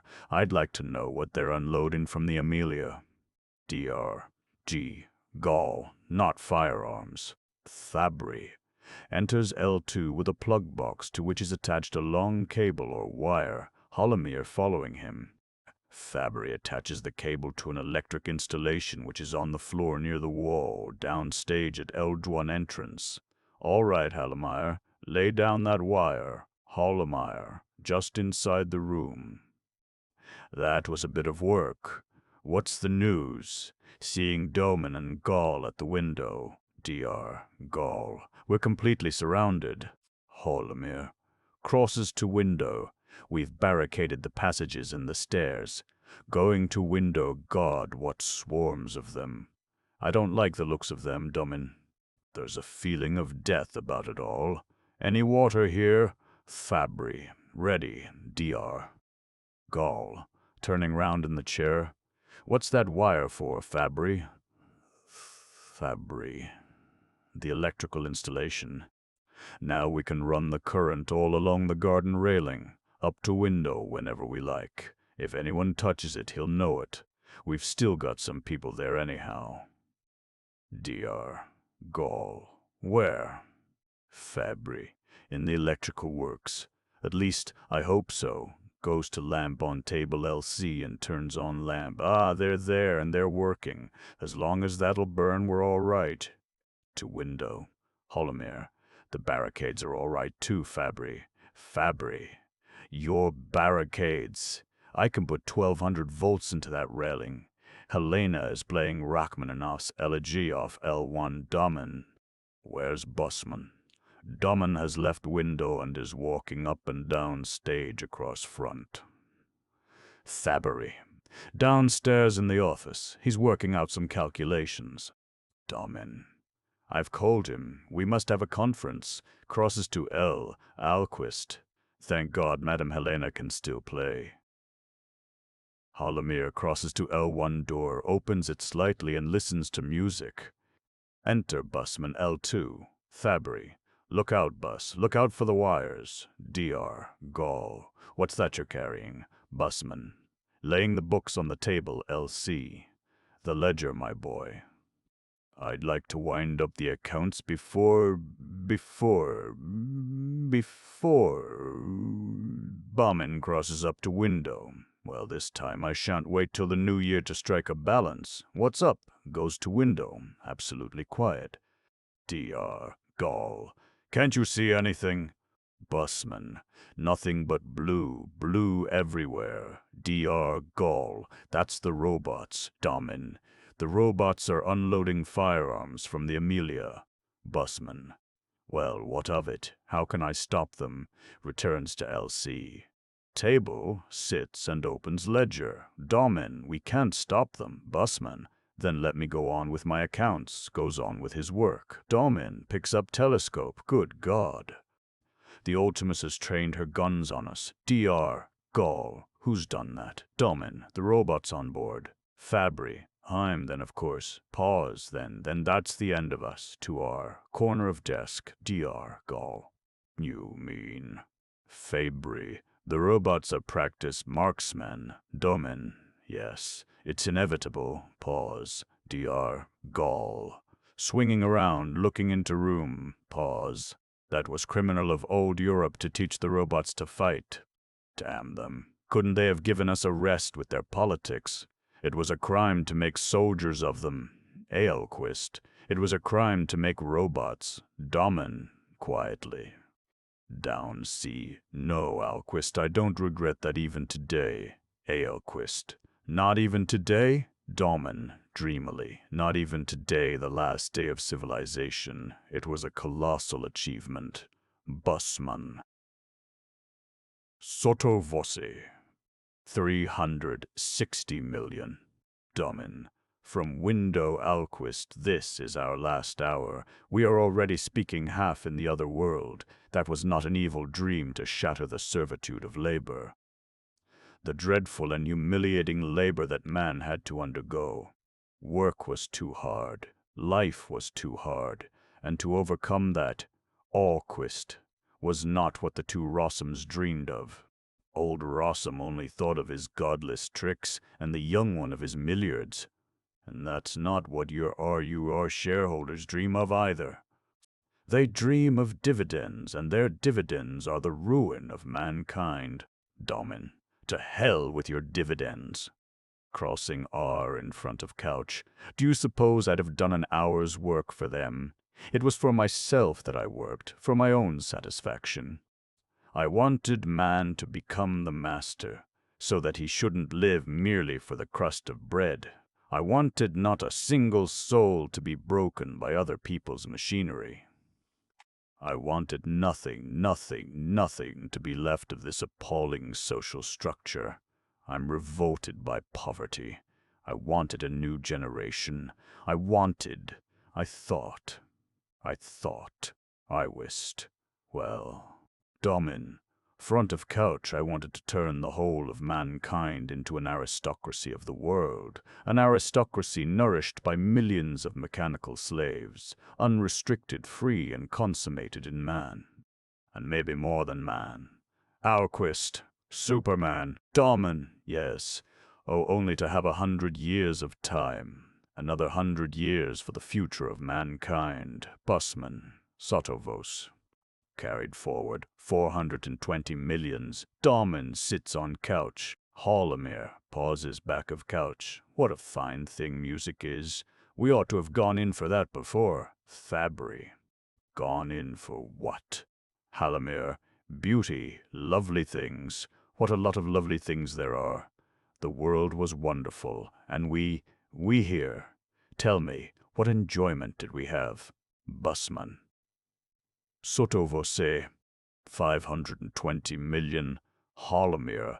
Life was a good thing. Life was, looking out of window, directly to Fabry. Fabry, switch the current into that railing. Fabry, why? Rushes to electric installation at L. Holomir. They're grabbing hold of it. Domin rises, straightens up. All rise. D.R. Gall, connected up. Holomir. Fine, that's doubled them up. 2, 3, 4 killed. D.R. Gal. They're retreating. Domin sits. Holomir. 5 killed. D.R. Gal. Pause. The first encounter. Holomir. They're charred to cinders, my boy. Who says we must give in? Music stops. Domin. Alquist and Gall sit, wiping his forehead. Perhaps we've been killed this 100 years and are only ghosts. It's as if I had been through all this before, as if I'd already had a mortal wound here in the throat. Looking at each as he speaks, and you, Fabry, had once been shot in the head. And you, Gall, torn limb from limb, and Hallamire knifed. Holomir, fancy me being knifed. Looks at each, then speaks. Why are you so quiet, you fools? Steps down. Speak, can't you? Alquist. And who is to blame for all this? Holomir. Nobody is to blame except the robots. Alquist. No, it is we are to blame. You, Domin, myself, all of us. For our own selfish ends, for profit, for progress, we have destroyed mankind. Now we'll burst with all our greatness. Holomir. Rubbish, man. Mankind can't be wiped out so easily. Alquist. It's our fault. It's our fault. Rises coming R of Gall. Dr. Gall. No, I'm to blame for this, for everything that's happened. He leaves the window and comes down to end of couch. Fabry. You, Gall. Dr. Gall. I changed the robots. Busman. What's that? Dr. Gall. I changed the character of the robots. I changed the way of making them.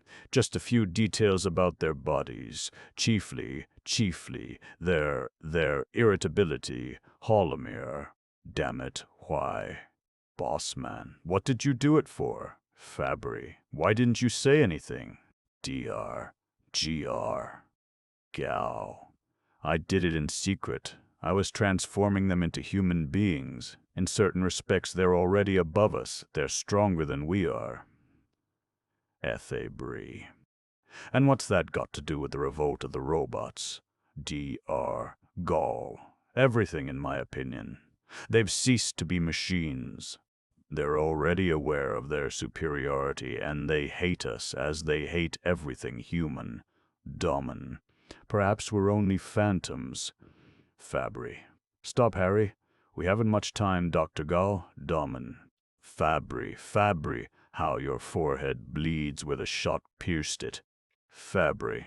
Crosses to Gall. Be silent. Dr. Gall, you admit changing the way of making the robots. Dr. Gall. Yes, Fabry. Were you aware of what might be the consequences of your experiment? Dr. Gall. I was bound to reckon with such a possibility. Fabry. Amusing. Why did you do it then? Helena enters Elbite 1. Dr. Gall. For my own satisfaction. The experiment was my own. Helena. That's not true, Dr. Gall. Crosses to couch. Domin. Rises. Helena, you? Crosses to her. Let's look at you. Oh, it's terrible to be dead. He rises and crushes her in his arms. Helena.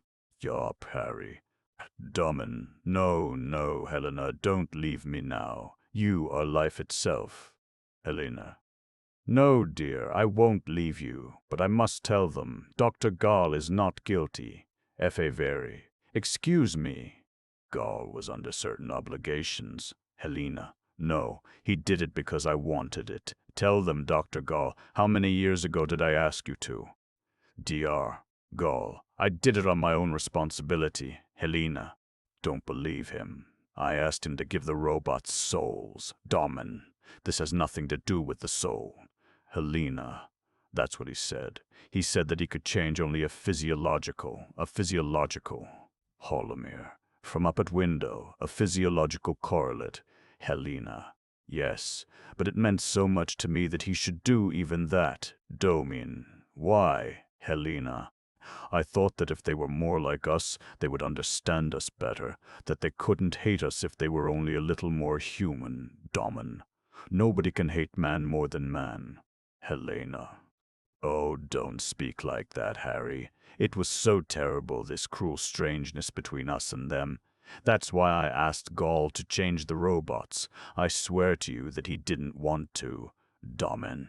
But he did it. Helena. Because I asked him. Dr. Diol. I did it for myself as an experiment. Up to window. Helena. No, Dr. Gaul. I know you wouldn't refuse me. Domin. Why, Helena? You know Harry. Domin. Yes, because he's in love with you. Like all of them. Fabry up to window. Pause. Domin takes her in his arms. Holomir. Good God, they're sprouting up out of the earth. Why, perhaps these very walls will change into robots. Busman rises, crosses to Gaul. Gaul, when did you actually start these tricks of yours? Dr. Gaul. 3 years ago. Busman. Aha! And on how many robots altogether did you carry out your improvements? Walking to and fro. Gaul. A few hundred of them. Busman. That means for every million of the good old robots, there's only one of Gaul's improved pattern. Back to table LC Domin. What of it? Crossing around L, he stands upstage in the L2 doorway. Busman. That it's of no consequence whatsoever. Ethe Bry. Busman's right. Helena sits in armchair R of LC table. Busman. I should think so, my boy, but do you know what is to blame for this lovely mess? Fabry. What? Busman. The number crosses to L of LC table. Upon my soul, we might have known that some day or other the robots would be stronger than human beings, and that this was bound to happen. And we were doing all we could to bring it about as soon as possible. You, Domin, you, Fabry, myself. Domin, are you accusing us? Turning on him. Busman. Oh, do you suppose the management controls the output? It's the demand that controls the output. Helena. And is it for that we must perish? Busman. That's a nasty word, Madame Helena. We don't want to perish. I don't, anyhow. He sits L of table. Domin. No? What do you want to do? Busman. I want to get out of this, that's all. Domin. Oh, stop it, Busman. Busman. Seriously, Harry, I think we might try it. Domin. How? To front again. By fair means. I do everything by fair means. Give me a free hand and I'll negotiate with the robots. Domin. By fair means, Busman. Rises, of course. For instance, I'll say to them, worthy and worshipful robots, you have everything. You have intellect, you have power, you have firearms. But we have just one interesting screed, a dirty old yellow scrap of paper. Domin. Rossum's manuscript, interest from ALL. Gaul is at C, near couch. Holomir is up at window C. Busman. Yes. And that, I'll tell them, contains an account of your illustrious origin, the noble process of your manufacture and so on. Worthy robots, without this scribble on that paper you will not be able to produce a single new colleague. In another 20 years there will not be the living specimen of a robot whom you could exhibit in a menagerie. My esteemed friends, that would be a great blow to you. But if you will let all of us human beings on Rossum's Island go on board that ship, we will deliver the factory and the secret of the process to you in return. You allow us to get away, and we will allow you to manufacture yourselves. That, worthy robots, is a fair deal. Something for something. That's what I'd say to them, my boys. Sits. Domin. Crosses to C. Busman, do you think we'd sell the manuscript? Busman. Yes, I do. If not in a friendly way, then either we sell it or they'll find it. Just as you like. Domin. Busman, we can destroy Rossum's manuscript. Busman. Then we destroy everything, not only the manuscript but ourselves, just as you think fit. Domin. There are over 30 of us on this island. Are we to sell the secret and save that many souls at the risk of enslaving mankind? Busman. Why, you're mad. Who'd sell the whole manuscript? Domin. Busman, no cheating. To LC table, Busman. Well then, sell, but afterwards, Domin. Well, Busman, let's suppose this happens. When we're on board the Ultimus, I'll stop up my ears with cotton wool, lie down somewhere in the hold, and you'll train the guns on the factory and blow it to smithereens, and with it Rossum's secret. F.A. Bry. Rises. No. Domin. Busman, you're no gentleman. If we sell them, it will be a straight sale. Busman. Rises. It's in the interest of humanity to. Domin. It's in the interest of humanity to keep our word. Holomir.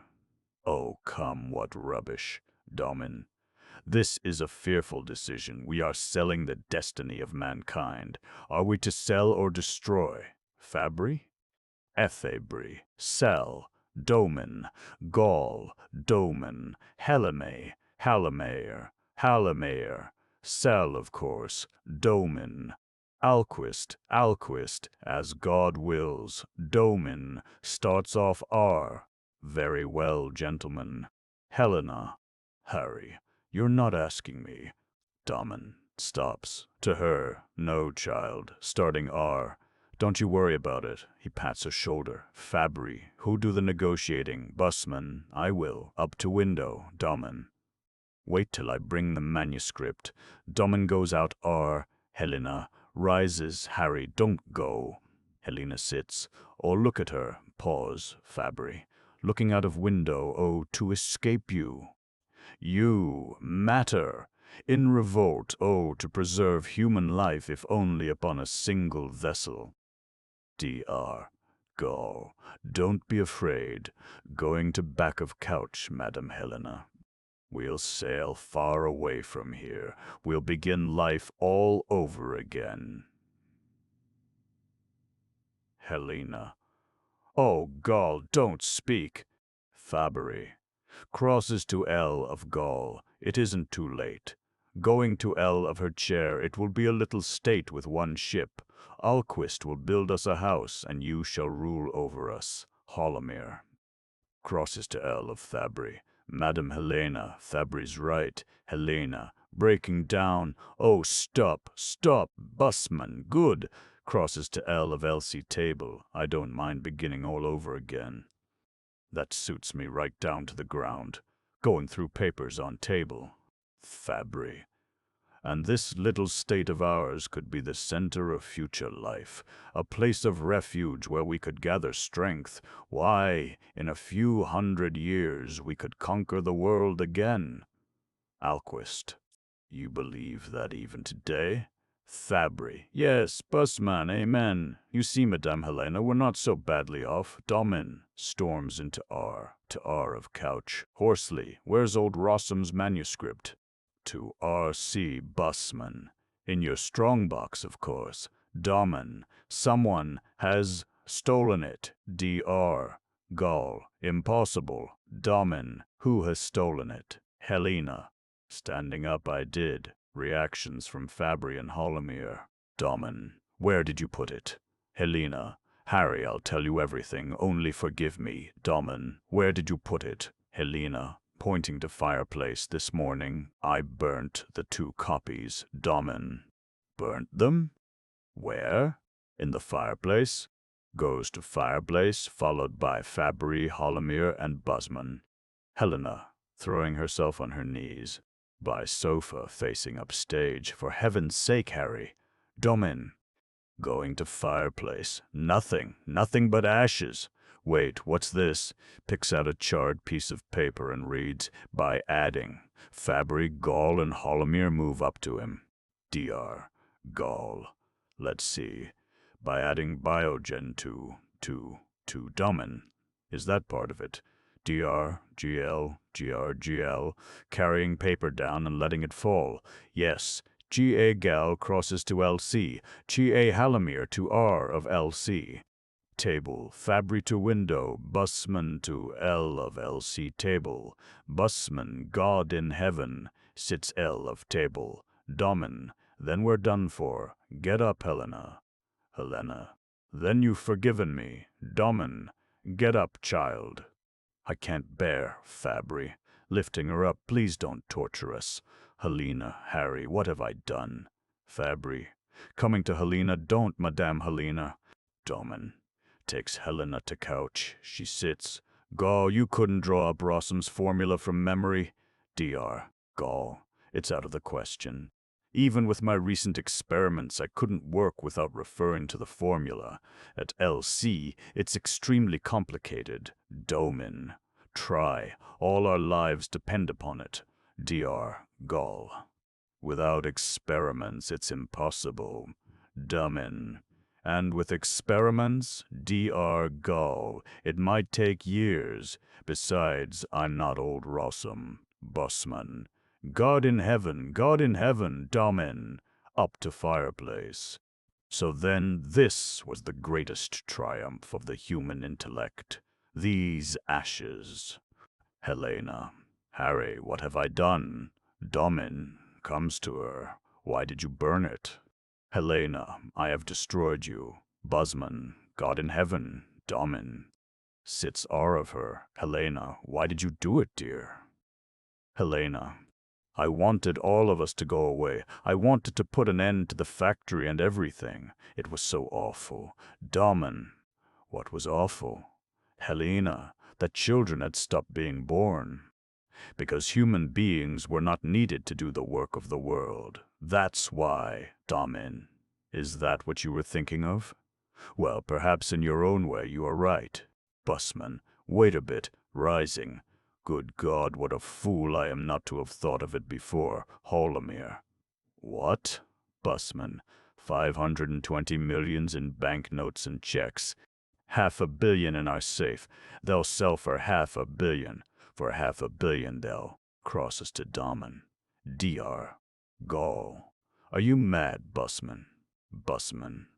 I may not be a gentleman, but for 500 million. Crosses back to L. Domin. Where are you going? Gall clutches Busman. Busman. Leave me alone. Leave me alone. Good God, for 500 million anything can be bought. Gall and Holomir after him, then stop. He rushes out L2. Fabry, Gall, and Holomir to window. Fabry. They stand there as if turned to stone, waiting as if something dreadful could be wrought by their silence. Holomir. Looking out window, the spirit of the mob. Fabry, yes. It hovers above them like a quivering of the air. Helena, oh God! Dr. Gall, this is ghastly. Fabry. There is nothing more terrible than the mob. The one in front is their leader. Domin crosses to window.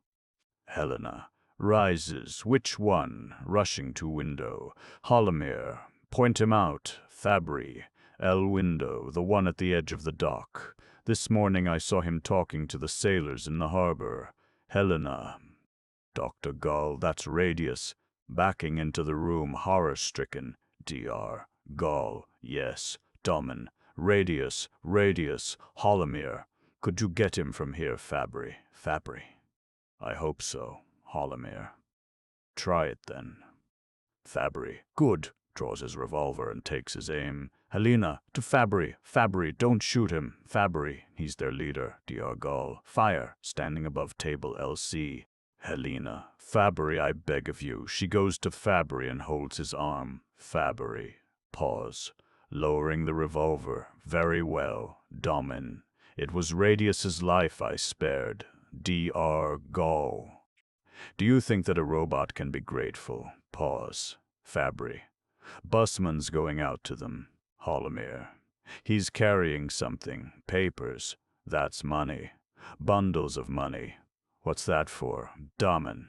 Surely he doesn't want to sell his life? He rushes to window C. Busman, have you gone mad? Fabry. He's running up to the railing. Busman. Holomir. Yelling, Busman, come back. Fabry. He's talking to the robots. He's showing them the money. Holomir. He's pointing to us. Helena. He wants to buy us off. Fabry. He'd better not touch the railing. Holomir. Now he's waving his arms about. Damen. Busman, come back. Fabry. Busman, keep away from that railing. Don't touch it, damn you. Quick, switch off the current. Damen runs to L. Helena screams and all drop back from the window. The current has killed him. Aelquist. Pause. The first one. Still in chair down R. Helena sits in chair at window. Fabry. Dead with $500 million by his side. Crosses down to table LC. Holomir. All honor to him. He wanted to buy us life. Crosses to chair L. Pause. Wind machine begin. Dr. Gall. Do you hear? Damen. A roaring, like a wind. To L. Dr. Gall, like a storm. Fabry, lighting the table lamp at table LC. The dynamo is still going. Our people are still there. Holomir. It was a great thing to be a man. Facing lamp from up C, there was something immense about it. Fabry. Facing the lamp, from man's thought and man's power came this light, our last hope. Leaning over lamp. Holomir. Facing lamp, man's power, may it keep watch over us. Leaning over lamp. Aelquist. Facing lamp, man's power, Damen. At corner of table down LC. Facing lamp, yes. A torch to be given from hand to hand, from age to age forever. The lamp goes out. Explosions. Holomir. The end. Fabry. The electric works have fallen. Terrific explosions outside. More explosions. Damen. In here, Helena. He takes Helena off through door R and re-enters. Now quickly. Who will be on the lower doorway? Dr. Gall. I will. Rushes out L2. Damen. Near couch. Who on the stairs? Fabry. I will. You go with her. Going out L2. Damen. The anteroom. Aelquist. I will. He rises and goes toward the L1. Damen. Have you got a revolver? Aelquist. Yes, but I won't shoot. Damen. What will you do then? Aelquist. Going out Elquist die. Holomir. I'll stay here. Explosions. Rapid firing of machine gun from below. Go to her, Harry. Damen. Yes, in a second. Gets from fireplace and examines 2 Browning guns. Worn curtain. Holomir. Confound it. Go to her. Damen. Goodbye. Exits are. Holomir. Alone now for a barricade quickly. Drags an armchair, sofa, and table to our door. The damned devils, they've got bombs. I must put up a defense, even if, don't give in, gal. As he builds his barricade, I mustn't give in, without a struggle. A robot enters through windows at back. The robot jumps down from balcony and stabs Holomir in the back. Enter Radius from balcony. Robot, standing up from prostrate form of Holomir. Yes. Other robots enter from all doors. A revolver. Shot off L Radius. Finish them all. Robots. Yes. TW robots, dragging an Aelquist L1. He didn't shoot. Shall we kill him? Radius. No. Leave him. R.O.bot. He is a man. Radius. He works with his hands like the robots. Aelquist. Kill me. Deus. You will work. You will build for us. You will serve us. Radius climbs on the balcony. Robots of the world, robots straighten up. The power of man has fallen. A new world has arisen, the rule of the robots. March. On the line, robots of the world. All robots turn quickly, automatically to attention, facing Radius, who is standing. On the words, the rule of the robots, they stand there with their arms vibrating high in the air. They form in two lines, turn to audience and march mechanically to the footlights. As they are about to step over the footlights, as if into the audience, all lights go out. The robots immediately step back from the curtain line as the curtain falls.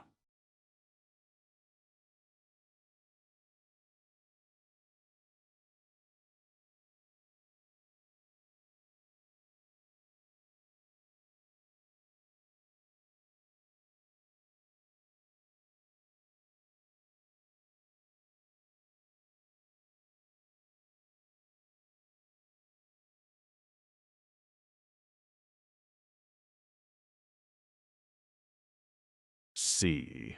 The epilogue setting is the same as used in Act 1. Instead of it being Domin's office, it has now become a laboratory for Alquist, a big chair facing upstage, down right. A desk laden with books at right center. A chair at the desk. At left center is a white enamel table containing test tubes, glass bottles, and a microscope on downstage table. A door down L. A door down R, leading into dissecting room. A.L. Quist, seated at table RC, turning pages of book. Oh God, shall I never find it? Never? Gal, Hallemeyer, Fabry, how were the robots made? Why did you leave not a trace of the secret? Lord, if there are no human beings left, at least let there be robots. At least the shadow of man. Turning pages. If I could only sleep. Dare I sleep before life has been renewed? Night again. Are the stars still there? Of what use are the stars when there are no human beings? Examining a test tube. Nothing. No, no, no. I must find it. I must search. I must never stop. Never stop. Search, search, scry, track. At door L, who is it? Enter a robot servant. Scry, scry, scry, scry, scrack, scraz, scraz, scraz. Master, the committee of robots is waiting to see you. Alquist, I can see no one. Servant, it is the Central Committee, Master, just arrived from abroad. Alquist, well, well, send them in. Exit, servant. L, no time. So little done. Re-enter servant with Radius and group of robots. They stand in group L and C, silently waiting. What do you want? Be quick, I have no time. Radius. Master, the machines will not do the work. We cannot manufacture robots. Other robots remain two abreast at LC, right foot forward. 1ST robot. We have striven with all our might. We have obtained 1 billion tons of coal from the earth. 9 million spindles are running by day and by night. There is no longer room for all we have made. This we have accomplished in 1 year. Alquist. For whom? Radius. For future generations, so we thought. But we cannot make robots to follow us. The machines produce only shapeless clods. The skin will not adhere to the flesh, nor the flesh to the bones. 2ND robot. 8 million robots have died this year. Within 20 years, none will be left. 1ST robot. Tell us the secret of life. Radius. Silence is punishable with death. Alquist. Kill me then. Radius. 2 steps to C, followed by oathers, open hands, close when stopped. Through me, the governments of the robots of the world commands you to deliver of Rossum's formula. Gesture of despair from Alquist. Name your price. Silence. We will give you the earth. We will give you the endless possessions of the earth. Silence. Make your own conditions. A. Alquist. I have told you to find human beings. Radius. There are none left. Alquist, I told you to search in the wilderness upon the mountains. Our radius. We have sent ships and expeditions without number. They have been everywhere in the world. There is not a single human left. Aelquist, not even one? Why did you destroy them? Radius. We had learnt everything and could do everything. It had to be. 2ND robot. We had to become the masters. Radius. Slaughter and domination are necessary if you would be human beings. Read history. 1ST robot. Teach us to multiply or we perish. Alquist. If you desire to live, you must breed like animals. 1ST robot. You made us sterile. We cannot beget children. Therefore, teach us how to make robots. Radius. Why do you keep from us the secret of our own increase? Aelquist. It is lost. Radius. It was written down. Alquist. It was. Rising burnt. ALL. Draw back one step in consternation. I am the last human being, robots, and I do not know what the others knew. Sits, radius, then make experiments, evolve the formula again. Aelquist. I tell you I cannot. I am only a builder. I work with my hands. I have never been a learned man. I cannot create life. Radius. Try. Alquist. If you only knew how many experiments I have made already. Thomas T. Robot. Then show us what we must do. The robots can do anything that human beings show them.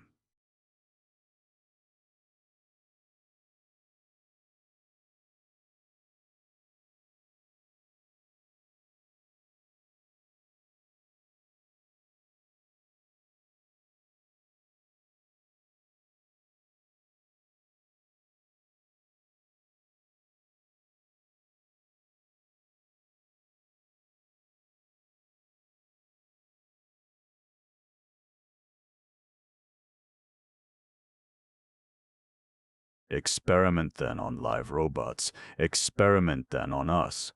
Alquist, it would kill you. Radius, you shall have all you need. 100 of us, 1,000 of us. Alquist, no, stop. Radius, I tell you to take live bodies. Find out how we are made. Alquist, am I to commit murder? See how my finger shakes. I cannot even hold the scalpel. No, I will not. Radius. Take live bodies. Walks toward Alquist. Alquist. Have mercy, robots. Radius. Live bodies. Right hand up over Alquist. All robots' left arms still back. Alquist. Rising. You will have it. Into the dissecting with you, then. Hits Radius on the chest. Radius draws back. Ah, you are afraid of death. Radius. I? Why should I be chosen? Alquist. So you will not. Radius. I will. Alquist. Strip him. Lay him on the table. Radius goes off R, both fists closed. Other robots follow, then Alquist. God, give me strength. God, give me strength. If only this murder is not in vain. Radius. Off R, ready begin. Alquist. Off R. God, give me strength. Comes on, horrified. No, I will not, I cannot. Sits RC1ST robot, appearing in door. The robots are stronger than you. Exits R. Alquist. O Lord, let not mankind perish from the earth. Falls asleep, and after the count of 10, Primus and Helena, hand in hand, enter L and go to RC. Look at Alquist. Helena. The man has fallen asleep, Primus. Primus. Yes, I know. Crosses to L of table LC. Look, Helena. Helena, all these little tubes. What does he do with them, Primus? He experiments. Don't touch them. Helena. I've seen him looking into this. Primus. That is a microscope. Helena. Look, Primus, what are all these figures? Turns a page in book on table. Primus. Examining the book. That is the book the old man is always reading. Sunrise. Helena. I do not understand those things. Goes to window. Primus. Primus. Still at table. What? Helena, the sun is rising. Primus. Still reading. I believe this is the most important thing in the world, Helena. This is the secret of life. Helena. Oh, Primus, don't bother with the secret of life. What does it matter to you? Come and look quick. Primus. Goes to R of window. What is it, Helena? See how beautiful the sun is rising. I feel so strange today. It's as if I was in a dream. I feel an aching in my body, in my heart, all over me. Primus. Perhaps I'm going to die. Primus. Do you not sometimes feel that it would be better to die? You know, perhaps even now we are only sleeping. Last night in my sleep I again spoke to you. Helena. In your sleep, Primus, yes. We spoke a strange new language. Helena. What about? Primus. I did not understand it myself, and yet I know I have never said anything more beautiful. And when I touched you, I could have died. Even the place was different from any other place in the world. Helena. I, too, have found a place, Primus. It is very strange. Human beings dwelt there once, but now it is overgrown with weeds. Primus. What did you find there? Helena. A cottage and a garden and 2 dogs. They licked my hands, Primus, and their puppies. Oh, Primus, take them in your arms and fondle them and think of nothing and care for nothing else all day long. And when I am there in the garden, I feel there may be something. What am I for, Primus?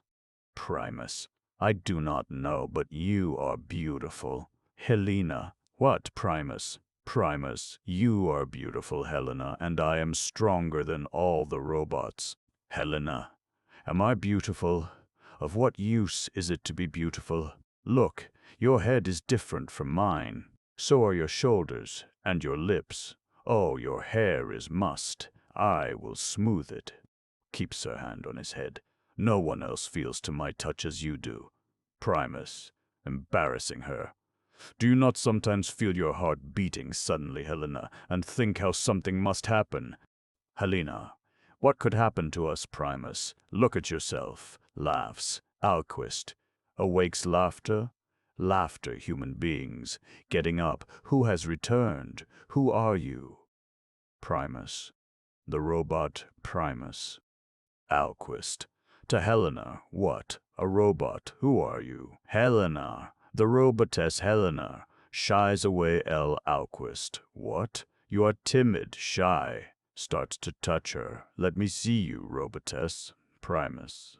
Sir, do not frighten her. Steps forward.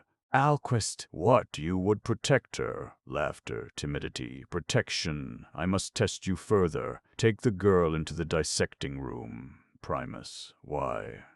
A. Alquist. I wish to experiment on her. Primus. Upon Helena. A. Alquist. Of course. Don't you hear me? Or must I call someone else to take her in? Primus. If you do, I will kill you. Steps toward Aelquist. W. Worn curtain. Alquist. Kill me then. What will your future be? Primus. Sir, take me. I am made on the same day as she is. Take my life, sir. Step to Aelquist. Helena. No, you shall not. Aelquist. Wait, girl, wait. To Primus. Do you not wish to live, then? Primus. Not without her. I will not live without her. Alquist. Very well, I will use you. Into the dissecting room with you.